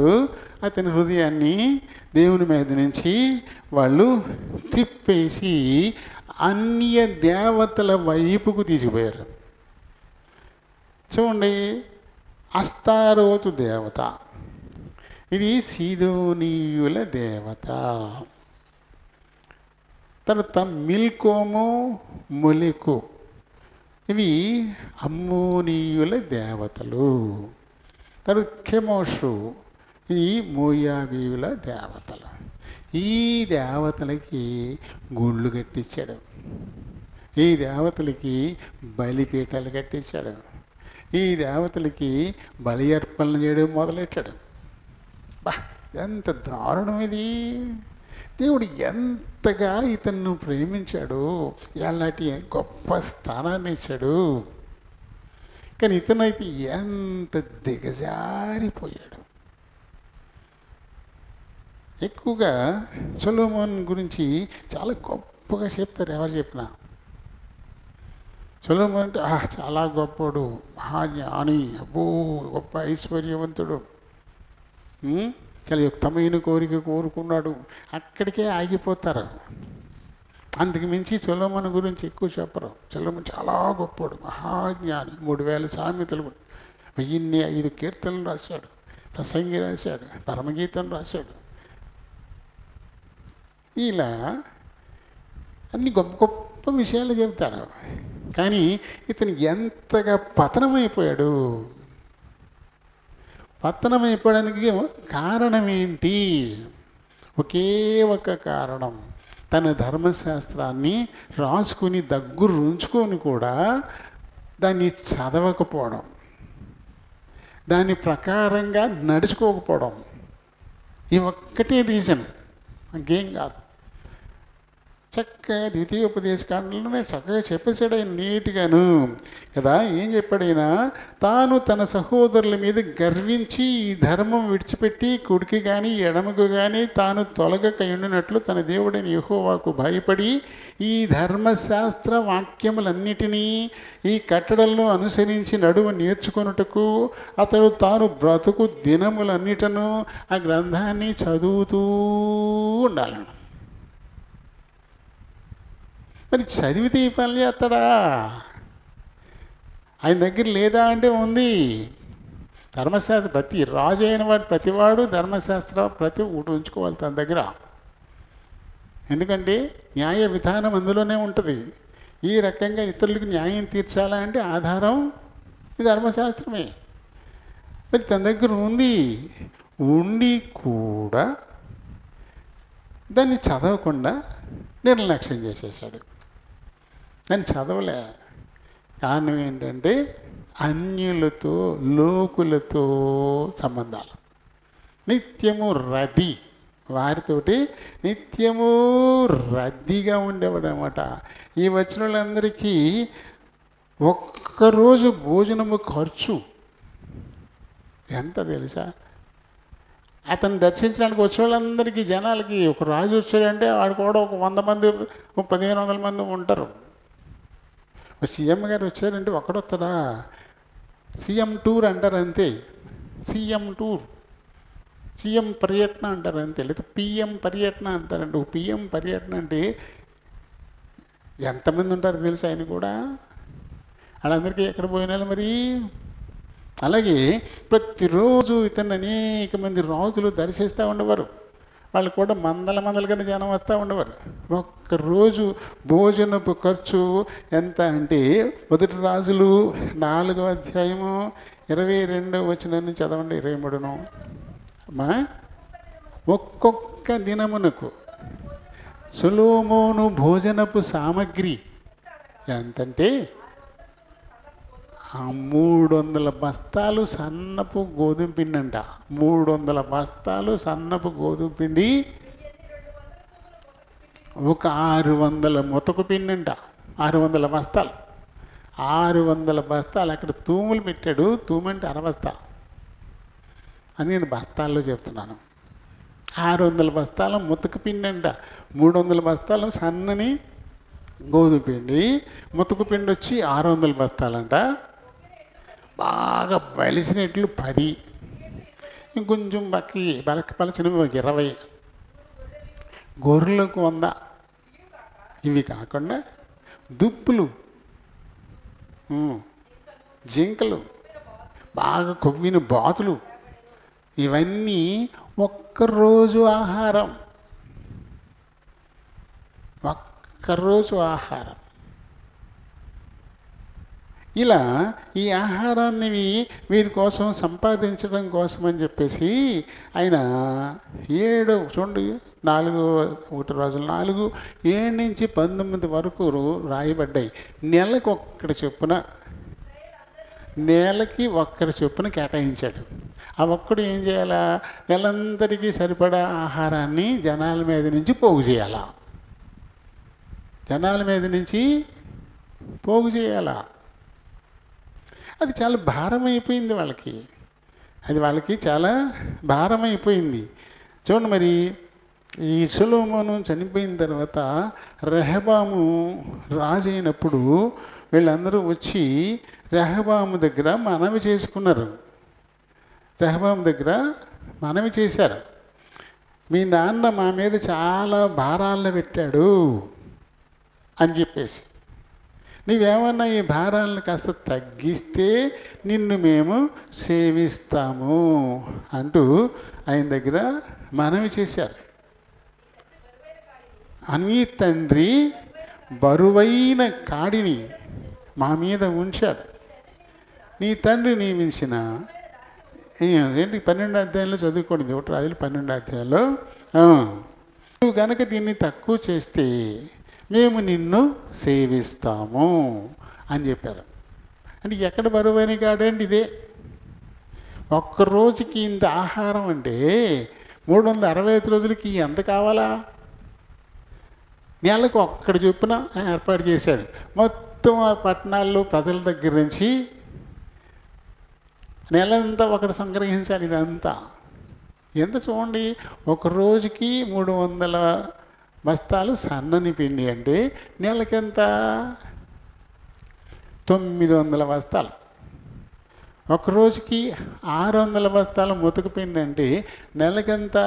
180 బస్తాలు. ఒక రోజుకి బక్కి అయితే బలిసిని అయితే 30 ఎడ్లు, నెలకెంత? 900 ఎడ్లు అవుతున్నాయి కదా. చూడండి ఎలా ఉన్నా మరి. అలాగే గొర్రెలు రోజుకు 100, నెలకి 3000. అద్దుప్పులు, బాతులు ఇలా పోగు చేసుకొచ్చేసేయడం ఎక్కడి నుంచి తేవాలి? జనాల దగ్గర నుంచి కదా. ఇదంతా జనాల దగ్గర నుంచి సంగ్రహించాలి. ఇదంతా వాళ్ళకి బాధ అయిపోయింది. మాకు చాలా బరువు అయిపోయింది, బరువైన కాడి మోపేశాడు మీ నాన్న అని చెప్పేసి రెహబాము దగ్గరకు వచ్చి మొరెట్టుకున్నారు వీళ్ళు. సొలొమోను కాలంలో ఇలాంటి మొరేమీ వినపడలేదు. కానీ వాళ్ళు అనుభవించిందంతా ఆయన చచ్చిపోయిన తర్వాత రాజు అయినడికి చెప్పుకున్నారు వెళ్ళి. అంత భారం. ఇది వద్దని చెప్పాడు ప్రభు. ఎందుకంటే తనకిచ్చిన జ్ఞానం, తన రాజ్య పరిపాలన అడిగింది ఎందుకోసం అడిగాడు? విస్తారమైన ఈ జనానికి న్యాయం తీర్చడానికి నాకున్న శక్తి సరిపోదు కాబట్టి నాకు జ్ఞానాన్ని ఇమ్మని చాలా చక్కటి కోరిక అడిగాడు. ప్రపంచానికి నా జ్ఞానాన్ని ప్రదర్శించడానికి, ప్రపంచంలో అనేకులకు చూపించి అనేక మందిని నేను పెళ్ళాం చేసుకోవడానికి జ్ఞానం ఏమని అడిగాడా? అడిగింది దేనికి? దేవుడిచ్చింది దేనికి? తను అడిగింది దేనికి అడిగాడు కదా. 3వ అధ్యాయంలో మనం చూస్తాం కదా. 3వ అధ్యాయం చూడ ఏమంటాడు? 9వ వచనం, ఎంత గొప్పదైన నీ జనమునకు న్యాయము తీర్చగలవాడు ఎవ్వడు అంటాడు. కాబట్టి నేను మంచి చెడ్డలు వివేచించి నీ జనులకు న్యాయము తీర్చినట్లు నీ దాసుడునైన నాకు వివేకము గల హృదయము దయచేయము. ఎందుకు అడిగాడు జ్ఞానం కావాలని? విస్తారమైన నీ జనానికి న్యాయం తీర్చడానికి నా బుద్ధి చాలదు. కాబట్టి వారికి న్యాయం తీర్చడానికి, మంచి చెడ్డలను తెలుసుకొని వివేచించి వాళ్ళకి న్యాయం తీర్చడానికి నాకు జ్ఞానం ఇవ్వమని అడిగి, ఈ జ్ఞానం అంతా ప్రపంచంతో పెట్టుకున్నాడు లింక్. అడిగింది ఒకందుకు, ఈ జ్ఞానాన్ని ఉపయోగించింది ఇంకొకందుకు కదా. మనం అడిగేటప్పుడు మన కోసం అడుగుతాం, తర్వాత దాన్ని వేరేగా ఉపయోగించేటువంటి పరిస్థితి. ఆ ధర్మశాస్త్రాన్ని మనం సరిగా ఉపయోగించము, సరిగా చదవము, దాని ప్రకారంగా నడుచుకోవడానికి మనం ప్రయత్నం చేయము. అలాగే దేవుణ్ణి అడిగింది అది ఇస్తే దాన్ని సద్వినియోగం చెయ్యం. సొలొమోను అలా దుర్వినియోగం చేయడాన్ని బట్టి ఏమైపోయాడు చూడండి. దేవునికి అతి ప్రియుడైన వాడు దేవునికి అతి అసహ్యుడైపోయాడు. దేవునికి కోపం వచ్చేసింది సొలొమోనుకి, చాలా కోపం వచ్చేసింది. అతని దేవుని హృదయం ఆయన మీద నుంచి వెనక్కి తిరిగిపోయింది. కాబట్టి ఇప్పుడు నిర్ణయాలు మారిపోతూ ఉన్నాయి. ఏం మార్చాడు ఇప్పుడు? నేను నీతో చేసిన నా నిబంధనను, కట్టడలను నీవు ఆచరింపకపోవుట నేను కనుగొన్నాను గనుక ఈ రాజ్యము నీకుండకుండా నిశ్చయముగా తీసివేసి నీ దాసునకిచ్చేదను. ఇది మరీ దారుణం. రాజ్యాన్ని తీసేస్తే ఇంకోటి ఎవడు సమర్థుడైన వాడు గెలిచి పట్టుకెళ్ళిపోతే అదొక లెక్క. నేనేం చేస్తాను తెలుసా? నీ దాసుడికి ఇచ్చేస్తాను. ఇది చాలా అవమానం కదా. ఇది చాలా భయంకరమైన అవమానం. తను తీసేసి తను పాలేరికి ఇవ్వడం అవమానం, బలిది అవమానం కదా. ఇలాంటి సంఘటన ఒకటి జరిగింది నాకు. నేను వెల్లగిపల్లిలో పనిచేసినప్పుడు ఆ స్కూలు ఒక అడవిలా ఉంది. అది అస్సలు బాగా పైగా ఆయన గణపురం పంచాయతీ సమితి ప్రెసిడెంట్ గారు జూపూడి జూపల్లి వెంకటరామయ్య అని ఆయన పేరు చెప్తేనే సమితి అంతా అల్లెత్తిపోయేవారు. జీలు వేసుకుని వెళ్ళిపోతూ ఉండేవాడు. అక్కడికక్కడే శిక్షలు అనమాట. టార్లు ఎత్తిపోయేవారు. వాళ్ళటోడు ఇంటి ఎదురుకుండా బడిది వెలగపల్లిలో. ఆ ఇంటి ఎదురుకుండానే ఆయన ఇల్లు, అక్కడే బడి. ఎంత దారుణంగా ఉందంటే ఆ బడి. ఒక రికార్డు పెట్టుకోవడానికి ఒక పెట్టలేదు, టేబుల్ లేదు, ఒక జస్ట్ కుర్చీ, 3 మాస్టర్లు స్కూల్ అది. ఇంకా చుట్టూ ఫెన్సింగ్ స్తంభాలు ఉన్నాయి కానీ ఫెన్సింగ్ లేదు. దోళ్ళు ఈ బళ్ళు ఇలా ఎక్కిలోనికి అలాగే బయటికి వెళ్ళిపోయి గొర్రెలు కూడా వచ్చేసేసి గబగబ ఈ గుమ్మంటి ఆ గుమ్మంటి బయటికి వెళ్ళిపోతుండే. అంత భయంకరమైన స్కూల్ అది. నేను కొత్తగా గణపురం సమితికి వచ్చాను 96 ఆగస్టులో. అగ్రహార గోపారం అంటారు పెప్పర్ యువతల, అక్కడ ఇచ్చారు ఫస్ట్ పోటింగ్ నాకు. మళ్ళీ 97లోనే జూను, అక్కడ 10 నెలలే ఉన్నాను. అక్కడ జూన్లో మళ్ళీ వెలగపల్లి వచ్చేసాను. చూస్తాలా ఉంది స్కూలు, చాలా దారుణం. పిచ్చ మొక్కలన్నీ దొడ్డి నిండా పెరిగిపోయి చాలామంది తల ఉంటాయి, పిల్లలు ఆడుకోవడం లేదు, ఇక్కడ పాము వస్తుందో తెలియదు. రేక్ కంపలు అలా పెరిగిపోయి ఉండిపోయి ఏం పడిరే బాబు ఇలాంటి బడికి వచ్చాను, ఎక్కడ తీసుకొచ్చాను నన్ను.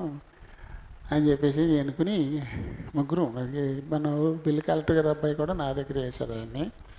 ఇంకొక అతను సత్యనారాయణ, ఇద్దరు పెళ్ళి కాని కుర్రోళ్ళే. నేను మనం ఏంటంటే ఎక్కడికి వెళ్ళినా పని చేయడం బాగా అలవాటు. ఎంత అననుకూలంగా ఉన్నా దాన్ని అనుకూలంగా మార్చేసుకోవడం నాకు అలవాటు. ఏ స్కూల్కి వెళ్ళినా అదే పరిస్థితి.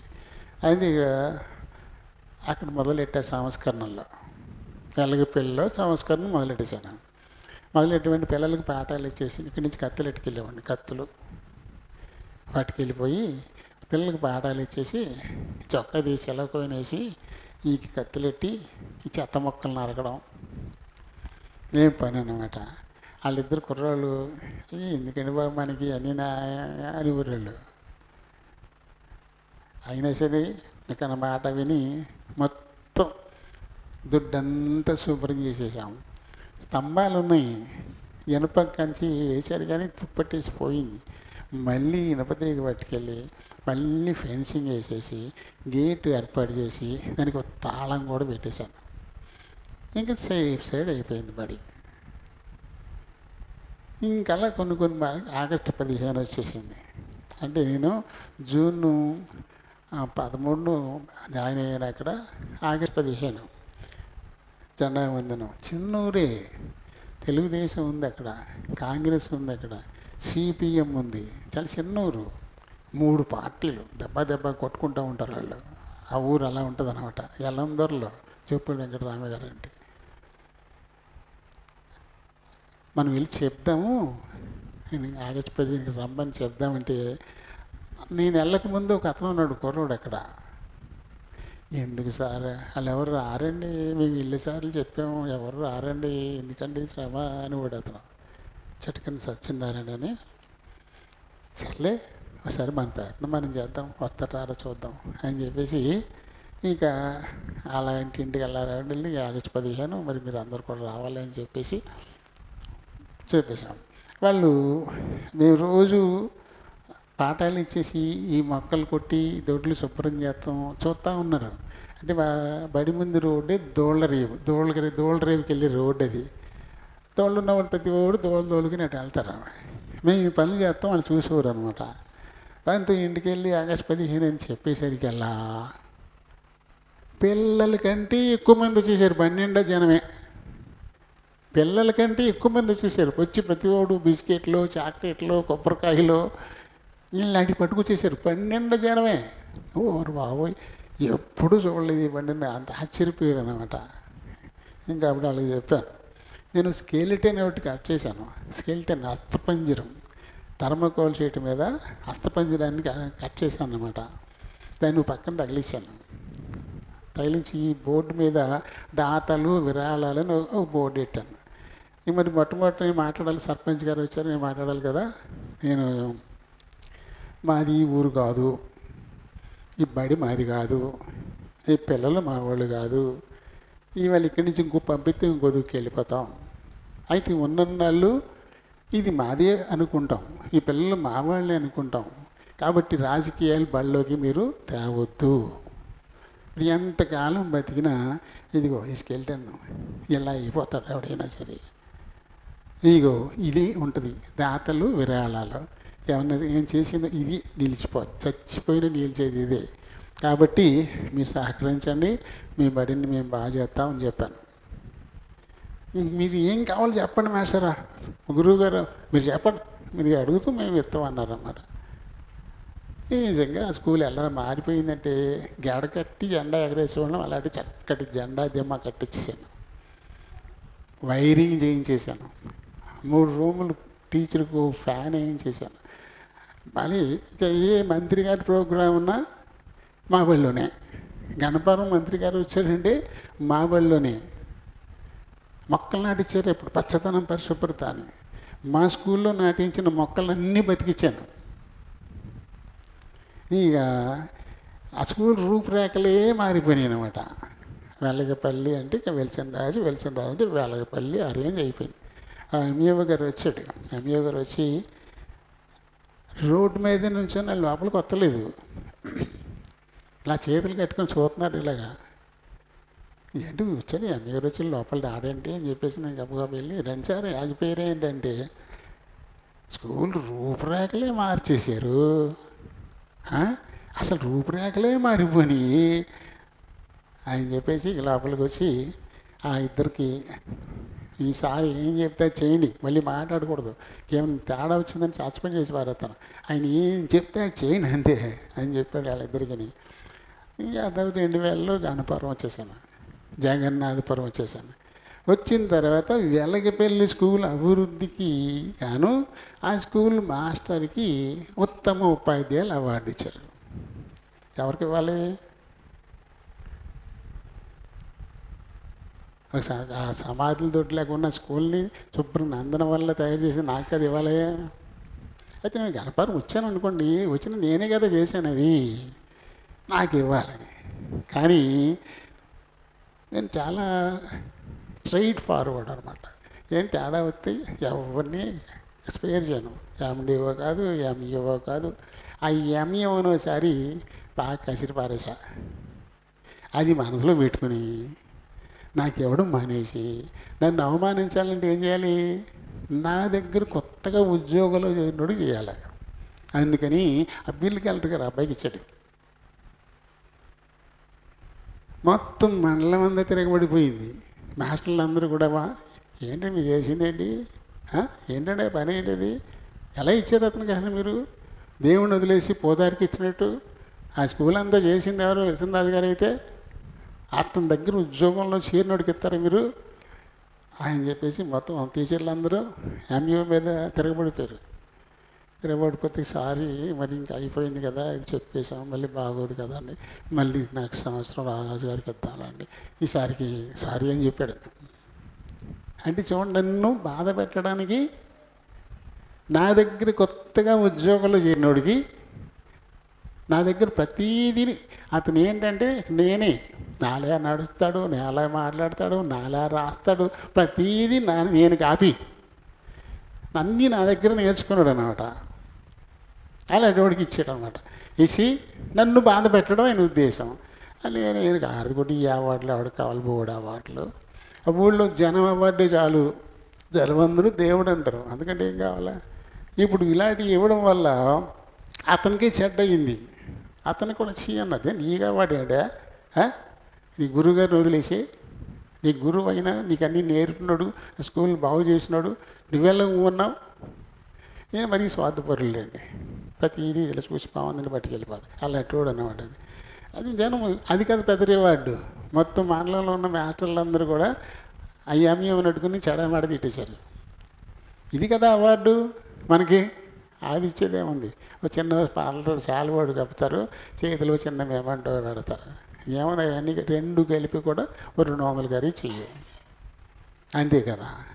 కానీ మొత్తం అందరూ తిరగబడిపోయి ఆయనకి కదా అవార్డు ఇవ్వాల్సింది, ఈయనకి ఇవ్వడం ఏంటి? ఆయన టాలెంట్ ఇచ్చారు. ఎంఈఓకి టాలెంట్ ఇస్తే ఆయన క్షమాపణ చెప్పాడు, సారీ అండి ఇలా అయిపోయింది ఏదో. అలా ఇప్పుడు దేవుడు ఏం చేస్తున్నాడు? సొలొమోనికి బాధ కలిగిస్తున్నాడు. మామూలు బాధ కాదు, ఉట్టిని రాజ్యం తీసేసి ఇంకో శత్రువైన వాడు పట్టుకెళ్ళిపోతే వేరు. నీ దాసుడు, నీ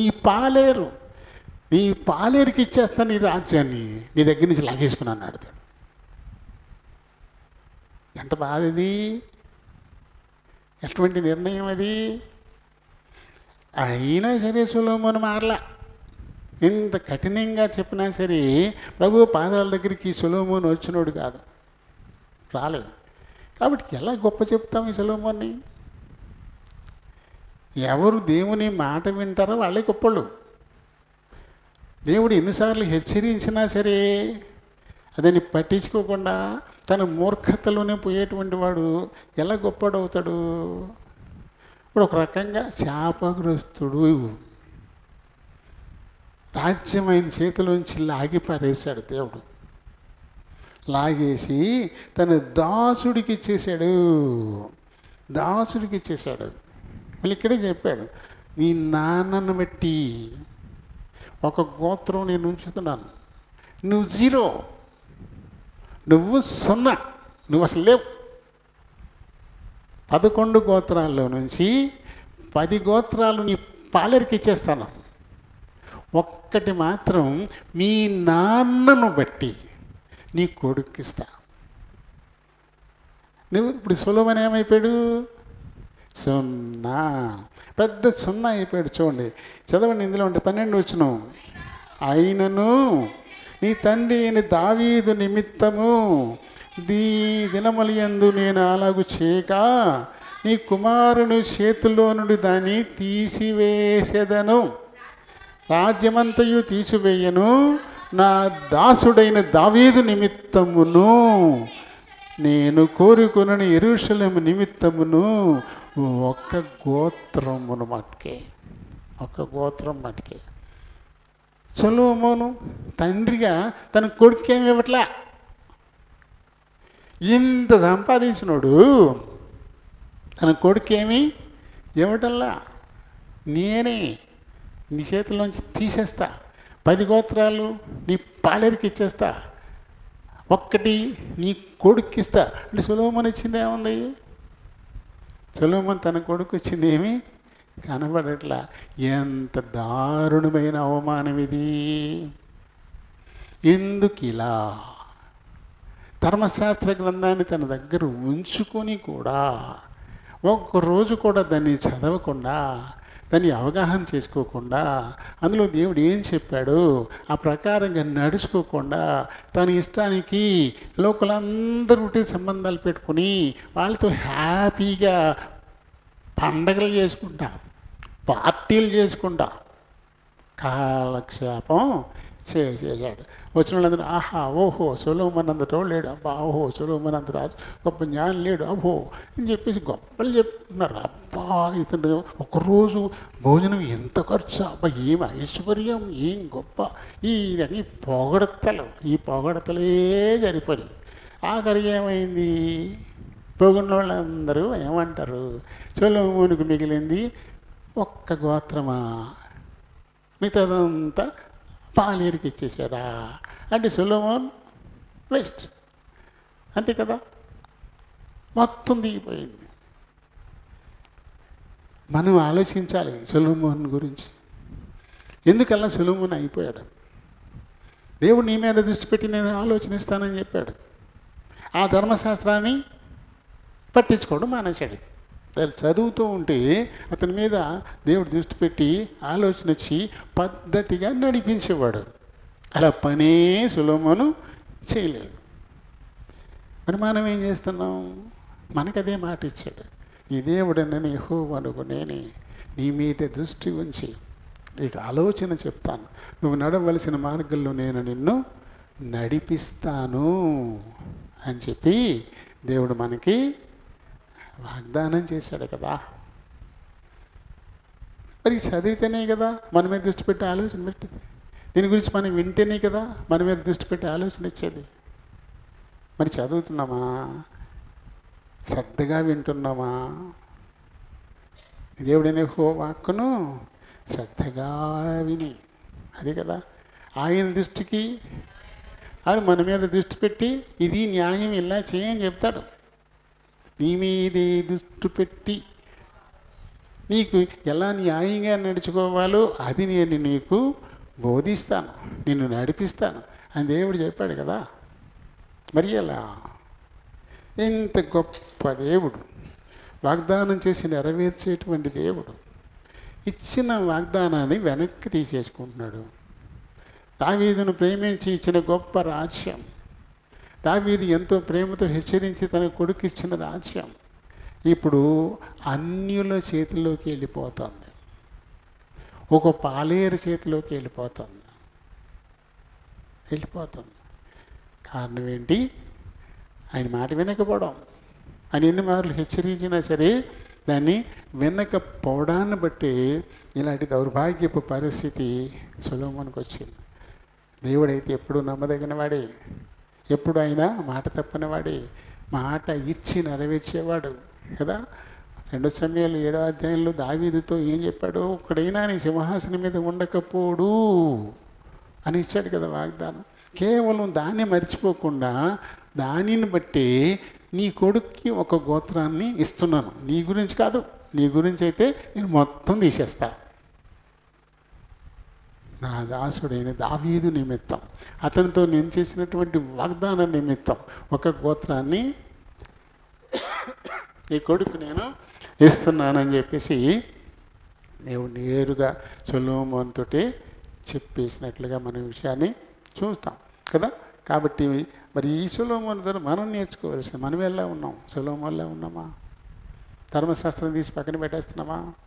అన్యులతో సంబంధ బాంధవ్యాలు, వారితో కలిసి చక్కగా ఆనందంగా కబుర్లు చెప్పుకుంటూ లేకపోతే పార్టీలు చేసుకుంటూ హ్యాపీగా కాలం గడిపేస్తా ఉన్నాం. ఎవరితో సహవాసం చేయకూడదు, చేస్తే వాళ్ళని హృదయాన్ని తిప్పేస్తారని చెప్పాడు. అటువంటి అన్యులతో నువ్వు సహవాసం చేస్తున్నావా? వారి దేవుని దగ్గర నుంచి నీ హృదయాన్ని పక్కకి లాక్కెళ్ళిపోతున్నారా? సొలొమోనుకు జరిగిందే మనకి జరుగుద్ది.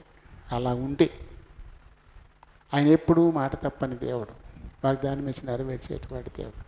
కాబట్టి ఆరాధించడానికి ఎందుకంటే ఆయన మంచి కారణాలు మనకేమీ ఆక్కర్లేదు. దేవుడి మాటల్ని దీవించును గాక. ప్రేమ కలిగిన మా ప్రియ పరలోకపు తండ్రి, వందనాలు స్తోత్రాలనైనా మీ కృప చొప్పున ఇంతవరకు మా మధ్య నుండి మాకు నేర్పించిన ఆత్మీయ సత్యాలను బట్టి హృదయపూర్వకంగా మీకే కృతజ్ఞతాస్తుతులు చెల్లిస్తున్నాను. ఇంతవరకు మా మధ్య నుండి నేర్పించిన ఆత్మీయ సత్యాలను బట్టి స్తుతిస్తూ ఉన్నాను. నాయన, మీరు కోరుకొని నేను మీకు తర్వాత ఒక కుమారుని ఇస్తానని చెప్పి ఇచ్చినటువంటి కుమారుడు సొలొమోను, కానీ మీ ధర్మశాస్త్రాన్ని తీసి పక్కన పెట్టేసి అందులో మీరు ఏదైతే చెప్పారో దాని గురించి ఏమాత్రం ఆలోచించకుండా మీరు తనకిచ్చినటువంటి జ్ఞానం మీ జనులకు న్యాయం తీర్చడానికి, కానీ ఆ జ్ఞానాన్ని ప్రపంచం ముందు పెట్టాడు. ప్రపంచంలో అనేక మందితో స్నేహాలు, అనేక మందిని అన్యులను వివాహాలు చేసుకోవడం, పోకూడదని చెప్పిన ఐగుప్తుకు పంపించి గుర్రాలను తెప్పించుకోవడం, తన కోసం వెండి బంగారు విస్తారంగా పోగు చేసుకోవడం, అలాగే నిరంతరము కూడా వందలాది మందితో భోజనాలు చేయడం. మీరు 2 మార్లు హెచ్చరించిన అది వినని కారణం చేత రాజ్యం మీరు తీసేసుకుంటున్నారు. 10 గోత్రాలని తన పాలేరికిస్తున్నారు. ఒకే ఒక గోత్రం దావీదు నిమిత్తం సొలొమోను కడుపును పుట్టిన రెహబాంకి ఇస్తానని మీరు చెప్తా ఉన్నారు. అంటే 10 సొలొమోను కోల్పోయిన వాడిగా కనబడతా ఉన్నాడు. అందుకు కారణం మీ ధర్మశాస్త్రాన్ని, మీ మాటల్ని నిర్లక్ష్యం చేయడమే. ఒకవేళ మేము కూడా మీ మాటల్ని నిర్లక్ష్యం చేస్తే మా జీవితాలు కూడా అదే పరిస్థితిలో ఉంటాయని హెచ్చరిక మీరు మాకు ఇచ్చినందుకే మీకే కృతజ్ఞతాస్తుతులు. కాబట్టి మీరు మాకు ఇచ్చిన ఈ బైబిల్ నేను నిరంతరము దీన్ని చదువుతూ అందులో ఉన్నటువంటి లేఖనాలని అవగాహన చేసుకుంటూ మీ యందు భయము భక్తి కలిగి మేము ముందుకు సాగితే మమ్మల్ని ఎంతగానో ఆశీర్వదించడానికి చాలిన దేవుడు. అయితే మీ మాటకు విరుద్ధంగా నడిస్తే అంతే నష్టపరిచేటువంటి దేవుడిగా ఉన్నారు. కాబట్టి నైనా నేను జాగరూకులమై వాక్యానుసారం నడుచుకోవడానికి సహాయం చేయండి. ఇప్పుడైతే ఆరాధించబోతున్నారు, మీరు ఆత్మయ్య ఉన్నారు కనుక ఆత్మతోనూ సత్యముతోనూ ఆరాధించడానికి సహాయం చేయమని ప్రభువైన యేసు నామములో ఈ మనవులు సమర్పిస్తున్నాను మా పరమ తండ్రి. ఆమేన్. అపోస్తలుల కార్యాలు 20వ అధ్యాయము 7 నుంచి 9 వచనాలను చదువుదాం. 7 నుంచి 9 వచనాలు. ఆదివారమున మేము రొట్టె విరుచుటకు కూడినప్పుడు పౌలు మరునాడు వెలనయుండి వారితో ప్రసంగించుచు అర్ధరాత్రి వరకు విస్తరించి మాట్లాడుచుండెను. మేము కూడి ఉన్న మేడగదిలో అనేక దీపములుండెను. అప్పుడు ఐతుకు అను ఒక యవనస్తుడు కిటికీలో కూర్చుండి గాఢ నిద్రపోయి పౌలు చాలాసేపు ప్రసంగించుచుండగా నిద్రాభారం వలన జోగి 3వ అంతస్తు నుండి కింద పడి చనిపోయిన వాడే ఎత్తబడెను. దేవుడు పరిశుద్ధ వాక్యం దీవించును గాక. ప్రేమ కలిగిన మా ప్రియ పరలోకపు తండ్రి, వందనాలు స్తోత్రాలు నాయన. మీ కృప చొప్పున ఇంతవరకు మా మధ్య నుండి మాకు నేర్పించిన ఆత్మీయ సత్యాలను బట్టి స్తుతిస్తూ ఉన్నాను. మరొక మారు మీ కృపాసనతకు వస్తున్నాం. వెనుకలోనికి తేబడిన లేఖన భాగాన్ని దీవించండి. ఈ లేఖనాన్ని బట్టి దీని నుండి బలహీన ప్రభా మాట్లాడడానికై నిలబడబోతూ ఉన్నాను. నన్ను జ్ఞాపకం చేసుకోండి, నన్ను ఖాళీ చేయండి. మీ చిత్తానుసారమైన మాటలు నా నోట నింపి మీరే మాట్లాడుకొని మహిమ ఘనత ప్రభావాన్ని పొందమని అడుగుతున్నాను. చేర్చబడిన మా పేర్లు బట్టి వందనాలు. కొద్ది సమయం తమ హృదయాలు చెవుల్ని పరలోకపు గవిని వైపు కేంద్రీకరించేలాగున సహాయం చేయమని ప్రభువును మా రక్షకుడునైన యేసునామములో ఈ మనవులు సమర్పిస్తున్నాను మా పరమ తండ్రి. Amen. Praise the lord, praise the lord, praise the lord. ప్రభునాములందరికీ వందనాలు. మరొక మారు ప్రభు కృపాసనం ఎద్దుకు వస్తున్నాము. అది మన పితరుడైనటువంటి అపొస్తలుడైన పౌలు మరి ఈ అపొస్తలు కార్యాల్లో ఆయన సమక్షంలో జరిగినటువంటి ఒక సంఘటన మరి లూకా గ్రంథస్థం చేసి మన ముందుకు తీసుకొస్తా ఉన్నాడు. ఆదివారము కదా, ఆదివారం అందరూ కూడా చదవండి అమ్మా భాగం 7 నుంచి చదువు. ఆదివారమున మేము ఆదివారం రొట్టె విరవడానికి కూర్చున్నారు. అంటే ఆదివారం విశ్రాంతి దినం కాదు, ప్రభు యొక్క పునరుత్థాన దినం. మొట్టమొదట్లో అయితే దేవుడు విశ్రాంతి దినాన్నే మనకిచ్చాడు. కానీ కొత్త నిబంధన కాలం వచ్చేసరికి విశ్రాంతి దినం కాస్త పునరుత్థాన దినంగా మారింది. కాబట్టి ప్రభు సన్నిధిని కూడుకొని ఆరాధించడానికి పునరుత్థాన దినాన్ని వాడుకలోకి తీసుకుని వచ్చారు. కాబట్టి పౌలు గారు మరి పునరుత్థాన దినం ఆదివారం ఆ రోజున మరి ఆయన వేరే చోటుకి వెళ్ళిపోవలసి ఉంది. అందుకని అర్ధరాత్రి వరకు విస్తరించి మాట్లాడుతున్నాడు. అయితే ఆ మేడగదిని, అది 3వ అంతస్తు మేడగదిలో చాలా దీపాలు ఉన్నాయంట, చాలా దీపాలు ఉన్నాయి. అన్ని దీపాలు చక్కగా కింద ఉన్నాయి, కానీ ఓ దీపం మొత్తం కిటికీలోకి ఎక్కింది. ఈ దీపాలు అంటే ఆత్మలే, ఆత్మలు. ఆ గదిలో చాలామంది, చాలా ఆత్మలు ఉన్నాయి, ఇక్కడ చాలామంది ఉన్నారన్నమాట. అయితే ఒక్కడ మాత్రం కిటికీలో కూర్చుంది, ఒక ఆత్మ కిటికీ కూర్చుంది. కిటికీ ఎక్కితే ఏమవుద్ది, ఆత్మ కిటికీలోకి విపరీతమైన గాలి వచ్చేస్తుంది. ఆరిపోవడానికి ఎక్కువ ఛాన్స్ ఉంటుంది, ఆ దీపం కదా.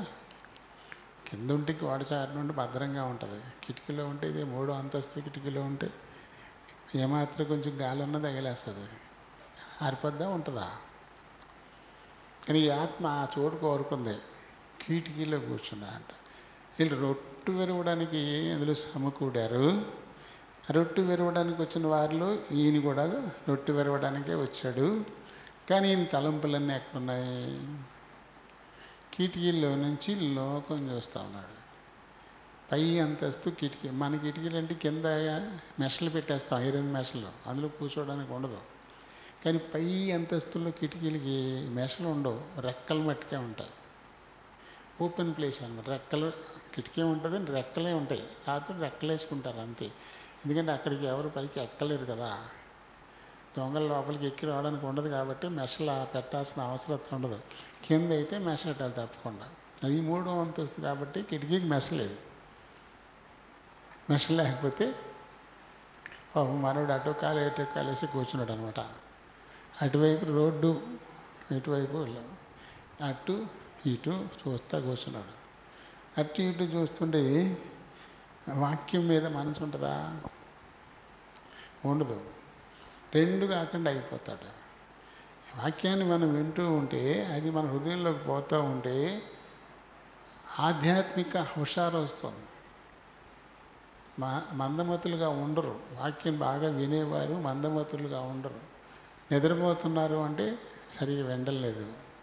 వాక్యం ఏమైనా మత్తమందా నిద్రపుచ్చడానికి?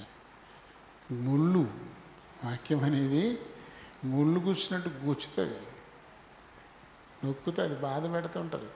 మన అవిధేయతలన్నిటికీ మన ముందుకు తీసుకొస్తూ ఉంటుంది. జాగ్రత్తగా వింటే వాక్యం నిద్ర రాదు, బాధ కలుగుతుంది, భయం కలుగుతుంది. నిద్ర అవుతున్నామంటే ఏంటి? వాక్యం వింటలేదు. ఈ ఐదుకు కూడా పౌలు ఇంత ప్రయాసపడి చెప్తా ఉన్నా దాన్ని విండలా. శుభ్రంగా కిటికీలో కూర్చున్నాడు. రొట్టెలో పాలు పొందడానికి వరకు వచ్చాడు. గదిలో ఒకసారి, రోడ్డు మీద ఒకసారి, ఇలా ఇలా వాక్యం ఎక్కడంటాడు? ఆ పరిస్థితిలో ఉన్నాడు. నిద్ర వచ్చింది. జోగి లోపల పడితే బాగానే ఉన్నావు, అవతల రోడ్డు మీద పడ్డాడు 3వ అంతస్తు నుంచి. ఇంకా ఉంటాడా? చచ్చిపోయాడు. పడడంతో చచ్చిపోయాడు కదా. కాబట్టి కొరింథీ మొదటి పత్రిక 11వ అధ్యాయంలో పౌలు గారు చెప్పినట్టు, ఇందును బట్టే మీలో అనేకులు రోగులు బలహీనులు అవుతున్నారు, చాలామంది చనిపోతున్నారు. ఎందును బట్టి? ఈ లోకంలో ఉండు మందిరంలో, లోకంలో మందిరంలో అటు ఇటు ఉండడాన్ని బట్టి, యథార్థవర్తనలే దేవుని అనుసరించిపోకుండా లోకాన్ని కూడా కోరుకుంటూ మళ్ళీ ప్రభు దేహంలో రక్తంలో కూడా చేతులు ఉంచడం. అది ఆధ్యాత్మిక మందమత్తనం, ఆధ్యాత్మిక నిద్ర మొత్తం అన్నమాట. అందులో పోయారు. అలా ఎవరైనా వాళ్ళలో పాలు పొందడానికి సిద్ధపడితే వాళ్ళలో పాలు పొందకుండానే అయితే కింద పడి చచ్చిపోయాడు. ఇక్కడ పాలు పొందితే రోగులు అవుతారు, బలహీనలు అవుతారు, చాలామంది చచ్చిపోతారు అని పౌలు గారు హెచ్చరిక చేస్తున్నాడు ఆయనే. కాబట్టి వాళ్ళలో పాలు పొందేటువంటి వారు ఏమైనా ఐతికులా ఉన్నామా? కాసేపు ఆత్మీయ జీవితం, కాసేపు లోక సంబంధమైన జీవితం, కాసేపు ప్రభువుని గురించిన ఆలోచనలు, కాసేపు లోకాన్ని గురించిన ఆలోచనలు. అటు ఇటుగా ఉంటే చాలా ప్రమాదకరమైన స్థితి. బల్లల్లో ఖచ్చితంగా మనం ప్రతి పునరుత్థాన దినం ఆయన బల్లలో మనం పాలు పొందాల తప్పకుండా. బాప్తీసం తీసుకునేటప్పుడు జలం, జీవజలం సాక్షిగా దేవునితో మనం వాగ్దానం చేశాం, ఇక మీదట మందిర క్రమాలన్నిటిలోనూ నేను పాలు పొందుతాను. ఇక మీదట నా కోసం కాకుండా, నా కోసం సిలువనెక్కి చనిపోయి తిరిగి లేచిన నీ రక్తంతో నన్ను కొన్న నీ కోసం అని చెప్పేసి బాప్తిస్మ సమయంలో మనం ప్రమాణం చేశాం. ఈ ప్రమాణం కొద్ది రోజులు బాగానే గుర్తుంటుంది. కాలం గలుస్తున్న కొద్దీ రొటీన్ అయిపోద్ది. రొటీన్లో పడిపోయి చేసిన ప్రమాణాన్ని గడ్డి పరకలాగా తీసి పారేసి మన ఇష్టానికి మనం ప్రవర్తిస్తూ ఉంటాం. జీవము గల దేవుని చేతిలో పడ్డం మహాభయంకరమని బైబిల్ చెప్తుంది. క్షణాల్లో మన రాత మారిపోద్ది, ఏమైపోతామో మనకు తెలియదు. అలాగా మరి బతుకు తెరువు పని చేసుకోవద్దా, చెయ్యొద్దా? నువ్వే కష్టపడి పనిచేసి బతికేస్తున్నావా?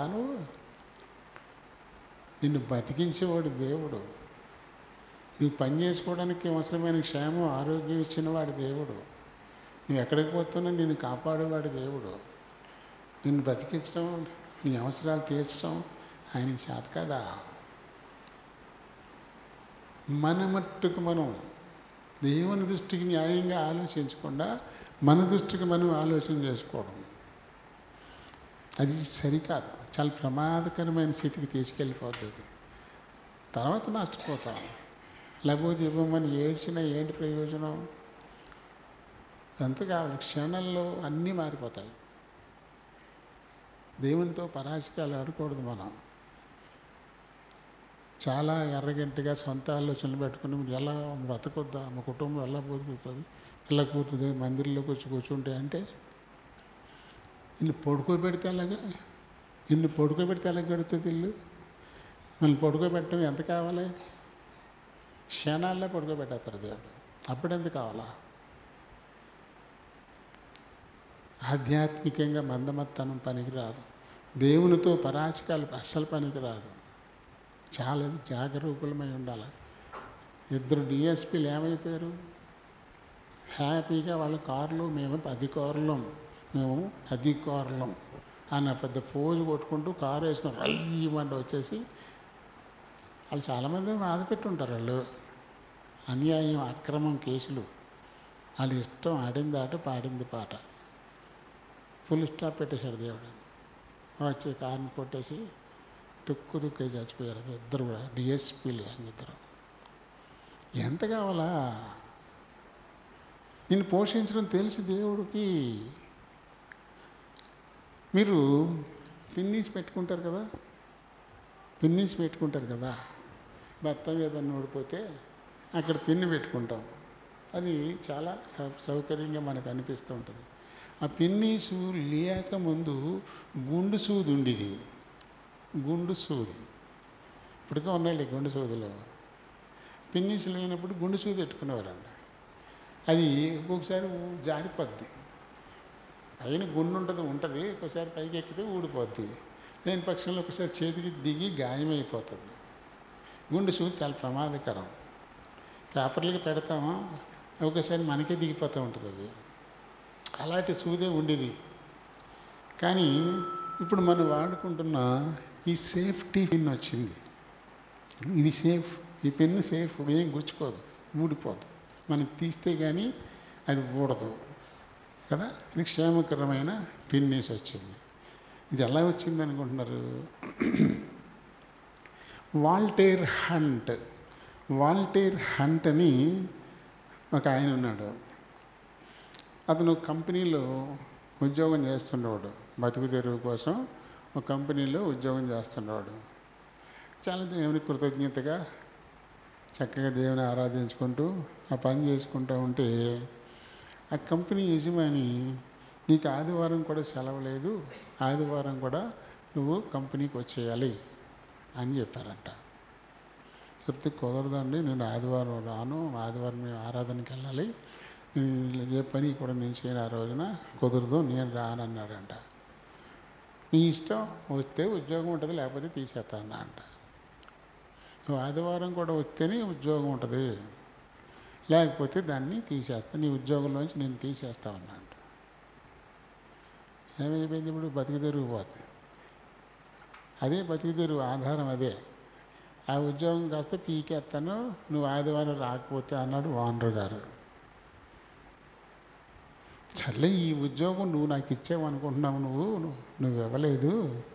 ఈ ఉద్యోగం కూడా దేవుడే నాకు ఇచ్చాడు, ఇప్పుడు ఆయనే తీసేసుకుంటున్నాడు. కాబట్టి నేను ఆదివారం నేను రాను, నువ్వు పీకేసినా సరే రాను అని చెప్పాడు. ఆయన తీసేశాడు. ఆ ఉద్యోగం తీసేశాడు, ఉద్యోగం పోయింది. ఇప్పుడు ఏం చేయాలా? ఆ ఉద్యోగమే ఆధారం. నాయన బతుకు తెరుగు నువ్వే ఆ ఉద్యోగం ఇచ్చావు, మరి నువ్వే తీసేసావు, మరి ఏంటి ఇప్పుడు నా పరిస్థితి, నేను ఎలా బతకాలి ఏంటని చెప్పేసి దేవుణ్ణి అడుగుతున్నాడు. ఇది కాస్త టెక్నికల్ బుర్రయింది, చాలా తెలివిగా ఏదో ఆలోచన చేస్తూ ఉంటాడు అన్నమాట. అలా ఆలోచన చేస్తూ ఉండగా ఈ పిన్ను గబుక్కుని చేతికి ఒక గుండు సూది గుచ్చుకునేటప్పటికి గుచ్చుకోకుండా పిన్ను తయారు చేయలేమా, గుచ్చుకోకుండా పిన్ తయారు చేయలేమా, సేఫ్టీ పిన్ తయారు చేయలేమా అని దాని గురించి ఆలోచించడం మొదలెడితే ఇప్పుడు మనం పెట్టుకునే సేఫ్టీ పిన్ను తనకి ఆలోచనలోకి వచ్చింది. అది తయారు చేయడానికి పెద్ద కంపెనీ పెట్టాలా, తనకైతే ఆధారం డబ్బులు లేవు. లేకపోతే ఇలాగే ప్రార్థన చేసుకుంటూ ఉంటే ఒకరిని కలవమని దేవుడు తలంపించాడు. అప్పుడు డబ్బు ఉన్న ఆయన దగ్గరికి వెళ్ళి, అయ్యా మరి నా దగ్గర ఈ ప్రాజెక్ట్ ఉంది, ఈ సేఫ్టీ పిన్ తయారు చేసేటువంటి ప్రాజెక్ట్ ఉంది, ఇది మొత్తం మీద ఈ మాత్రం ఖర్చు అవుతుంది, మరి మీరు ఏమన్నా పూనుకుంటే ఇది మనం పెడదాం అని అంటే దేవుడే పంపించాడు కదా. ఆయన కూడా సర్లే నా దగ్గర డబ్బులు ఉన్నాయి, అవి ఏం చేసుకుంటానులే, మంచిదే అలా పెడదామని చెప్పేసి సేఫ్టీ పిన్లు తయారు చేసేటువంటి ఒక చిన్నపాటి ఫ్యాక్టరీ పెట్టేశారు. ఇప్పుడు ప్రపంచమంతా ఉన్నాయి ఈ సేఫ్టీ పిన్లు, ప్రపంచమంతా వాడుతూ ఉన్నారు సేఫ్టీ పిన్లు. ఇప్పుడు ఏమయ్యాడు తను? చిన్న ఉద్యోగి, నువ్వు ఆదివారం రాకపోతే ఉద్యోగం పీకేస్తానన్నాడు ఓనరు. నువ్వు పీకేసినా సరే నేను ఆదివారం నేను రాను, నేను మందిరానికి వెళ్ళిపోతాను అంటే ఉద్యోగం కూడా పీకేశారు. ఇప్పుడు దేవుడు ఏం చేశాడు? తన్ని పెద్ద ఎంటర్ప్రినర్ చేశాడు ఏకంగా, ఓ పారిశ్రామికవేత్త. ఇప్పుడు బోల్డ్ మందికి ఉద్యోగం తనే ఇస్తాడు, తనే బోల్డ్ మందికి ఉద్యోగం ఇస్తాడు. ఇప్పుడు అలాగే పితామహుడు, సేఫ్టీ పిన్కు పితామహుడు ప్రపంచంలోనే, దాని ఇంకెవరికి రాదది. ఎవరికి వస్తుంది ఇంక అది? సేఫ్టీ పిన్ ఎవరు తయారు చేశారు అంటే వాలంటీర్ హంట్, అంతే. తనే చిన్న ఉద్యోగం. అయ్యి బాబోయ్ నువ్వు తీసుకెళ్ళగా నేను ఎలా బతకాలా, నేను బాబాయ్ అయితే ఆదివారం మానేతాను వచ్చేస్తానులే, గుడికి వెళ్ళలే అని మానేసి గుడికి వెళ్ళడం మానేసి వచ్చేసి ఉంటే ఇక అప్పటికీ ఆ చిరుద్యోగి పై దేవునికి అవిధేయుడు, శిక్షకు పాత్రుడైపోతాడు. దేవుని మీద ఆధారపడి నేను ఆదివారం నేను మందిరానికే వెళ్తాను, నీ కంపెనీకి నేను రాను, నువ్వు ఉద్యోగం పీకేసినా సరే నాకు పర్వాలేదు అది మానేసుకుని కూర్చున్నందుకు కొద్ది రోజులేదో కొంచెం ఇబ్బంది పడి ఉండొచ్చు. కానీ ఇప్పుడు ఏమైపోయాడు? సేఫ్టీ పిన్ అనేటువంటి దానికి ఇప్పుడు తనే ఓనరు. మొత్తం ప్రపంచంలో ఎవరు సేఫ్టీ పిన్ తయారు చేసినా పేటెంట్ ఇతందే, ఇతనికి రాయల్టీ ఇవ్వాల్సిందే. అన్ని వైపులా ఎక్కడ ఈ తయారు చేసే ఫ్యాక్టరీలు పెట్టుకున్నా ఇతనికి డబ్బులు వచ్చేస్తాయి. రాయల్టీ అంటారు దాన్ని. పేటెంట్ ఇది ఉంది కాబట్టి ఇంత పర్సంటేజ్ చెప్పిన అతనికి వచ్చే లాభాల్లో ఇంత పర్సంటేజ్ ఇతనికి ఇచ్చేయాల్సిందే. ఇతనేం పని చేయక్కర్లేదు, ఇంటికాడ కూర్చుంటే చాలు. ఆ పిన్నులు తయారు చేసే కంపెనీలకు 1000 ఉండొచ్చు ప్రపంచవ్యాప్తంగా. పేటెంట్ ఇతందే కాబట్టి రాయల్టీ కింద ఈ కంపెనీ వాళ్ళందరూ ఆయన డబ్బులు ఇవ్వాలా పని బతికొనంతకాలం. అంత గొప్ప మెయిల్తో నింపాడు దేవుడు. మనమే మన కుటుంబాలను పోషించుకుంటున్నామా? మనమే అన్నీ చేసేసుకుంటున్నామా? ఎలా చేయకపోతే ఎలా కూరుద్దు? నాకు ఎలా బతుకుతాం మేము? ఇది సైతాన్ కల్పించే ఆలోచన నీలో. నువ్వేమై ఉన్నావు అంటే దేవుని కృపై ఉన్నావు. నీ మీద నీకే రైటు లేదు. నిన్ను నువ్వేమీ కాపాడుకోలేవు, నీ కుటుంబాన్ని నువ్వు కాపాడుకోలేవు దేవుడు సహాయం చేయకపోతే. కాబట్టి దేవుడు ఆశీర్వదించినటువంటి యొక్క పునరుత్థాన దినాన్ని మనం నిర్లక్ష్యం చేయడం, ఆయన ఆజ్ఞకు వ్యతిరేకంగా నడుచుకోవడం ఎలా ఉంటుందంటే ఇటొక అడుగు అటొక అడుగు, ఇటొక అడుగు అటొక అడుగు వేసినట్టే. దానివల్ల ప్రమాదంలో పడిపోతాం.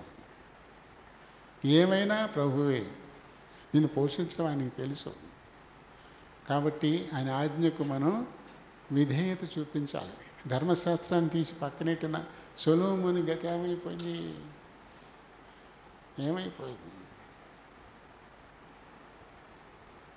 చాలా దారుణమైపోయింది. చాలా నష్టపోయినవాడు. తన కొడుకు ఏమి ఇవ్వలే. ఏమని ఇచ్చాడంటే ఒక పనికి మాలని స్వభావం ఇచ్చాడు. తన ప్రజలను బాగా బాధ పెట్టేటువంటి స్వభావం, బాధించేటువంటి స్వభావం. నీ తండ్రిని మమ్మల్ని చాలా బాధించాడు, నువ్వేమన్నా తేలిక చేస్తావా అంటే వాడిని నేను ఇంకో బాధిస్తానన్నాడు. నేను ఇంకో అది నేర్పాడు. రెహబాంకి సొలొమోను ద్వారా వచ్చిన లక్షణం ఏంటంటే ఇదే, ఈ ఆరోగన్స్. దానివల్ల రాజ్యం చీలిపోవాల్సిన పరిస్థితి. ఎందుకు? దేవుని వాక్కును తీసి పక్కన పెట్టేశాడు కాబట్టి, దానికి విలువ ఇవ్వలేదు కాబట్టి. ఒక వెలుగు వెలిగినట్టే వెలిగి కొడిగట్టడం కూడా కాదు, తుప్పుకొని ఆరిపోయింది అంతది. కాబట్టి ఐతుకులాగా మనం ఉండకూడదు. ఆ సమయంలో దైవజనుడు పౌలు ఉన్నాడు కాబట్టి చనిపోయిన మళ్ళీ బతికించి తీసుకొచ్చి కుటుంబానికి అప్పచెప్పాడు. ఇప్పుడు అలాంటి వాళ్ళు ఎవరు లేరు. పోతే పోవడమే. అలా కాపాడే వాళ్ళు ఎవరు లేరు. ఇక్కడికి ఎవరు మట్టుకు వాళ్ళే జాగ్రత్త వహించాలి. మెల్లలో పాలు పొందడానికి వస్తూ కూడా నేను ఈ పునరుత్థాన దినాన్ని నిర్లక్ష్యం చేయడం, లోకం వైపు చూడడం, సాకులు, నా కుటుంబాన్ని ఎలా పోషించుకోవాలి నేను అని తనకు తానే జబ్బజరుచుకుని చెప్పుకోవడం అంతే. అప్పుడే దేవుడి నుంచి నేనేమీ పొందట్లేదు అని సాక్ష్యం ఇస్తున్నావు. నన్ను కాపాడుతున్నది దేవుడు కాదు, నన్ను పోషిస్తున్నది దేవుడు కాదు, నేనే నా స్వశక్తితో నేను పోషించుకుంటున్నాను అని ఒక తప్పుడు సాక్ష్యాన్ని నువ్వు దేవునికి వ్యతిరేకంగా ఇస్తున్నప్పుడు మన మీదకి ఆశీర్వాదం వచ్చుద్దా, శాపం వచ్చుద్దా? ఆయన చేతిలో పడితే ఏమైపోతాం? ఆధ్యాత్మిక నిర్లక్ష్యం, సోమరితనం. అన్ని క్రమాల్లోనూ పాలు పొందుతానని ప్రమాణం చేసి ఆదివారం కూడా మానేసి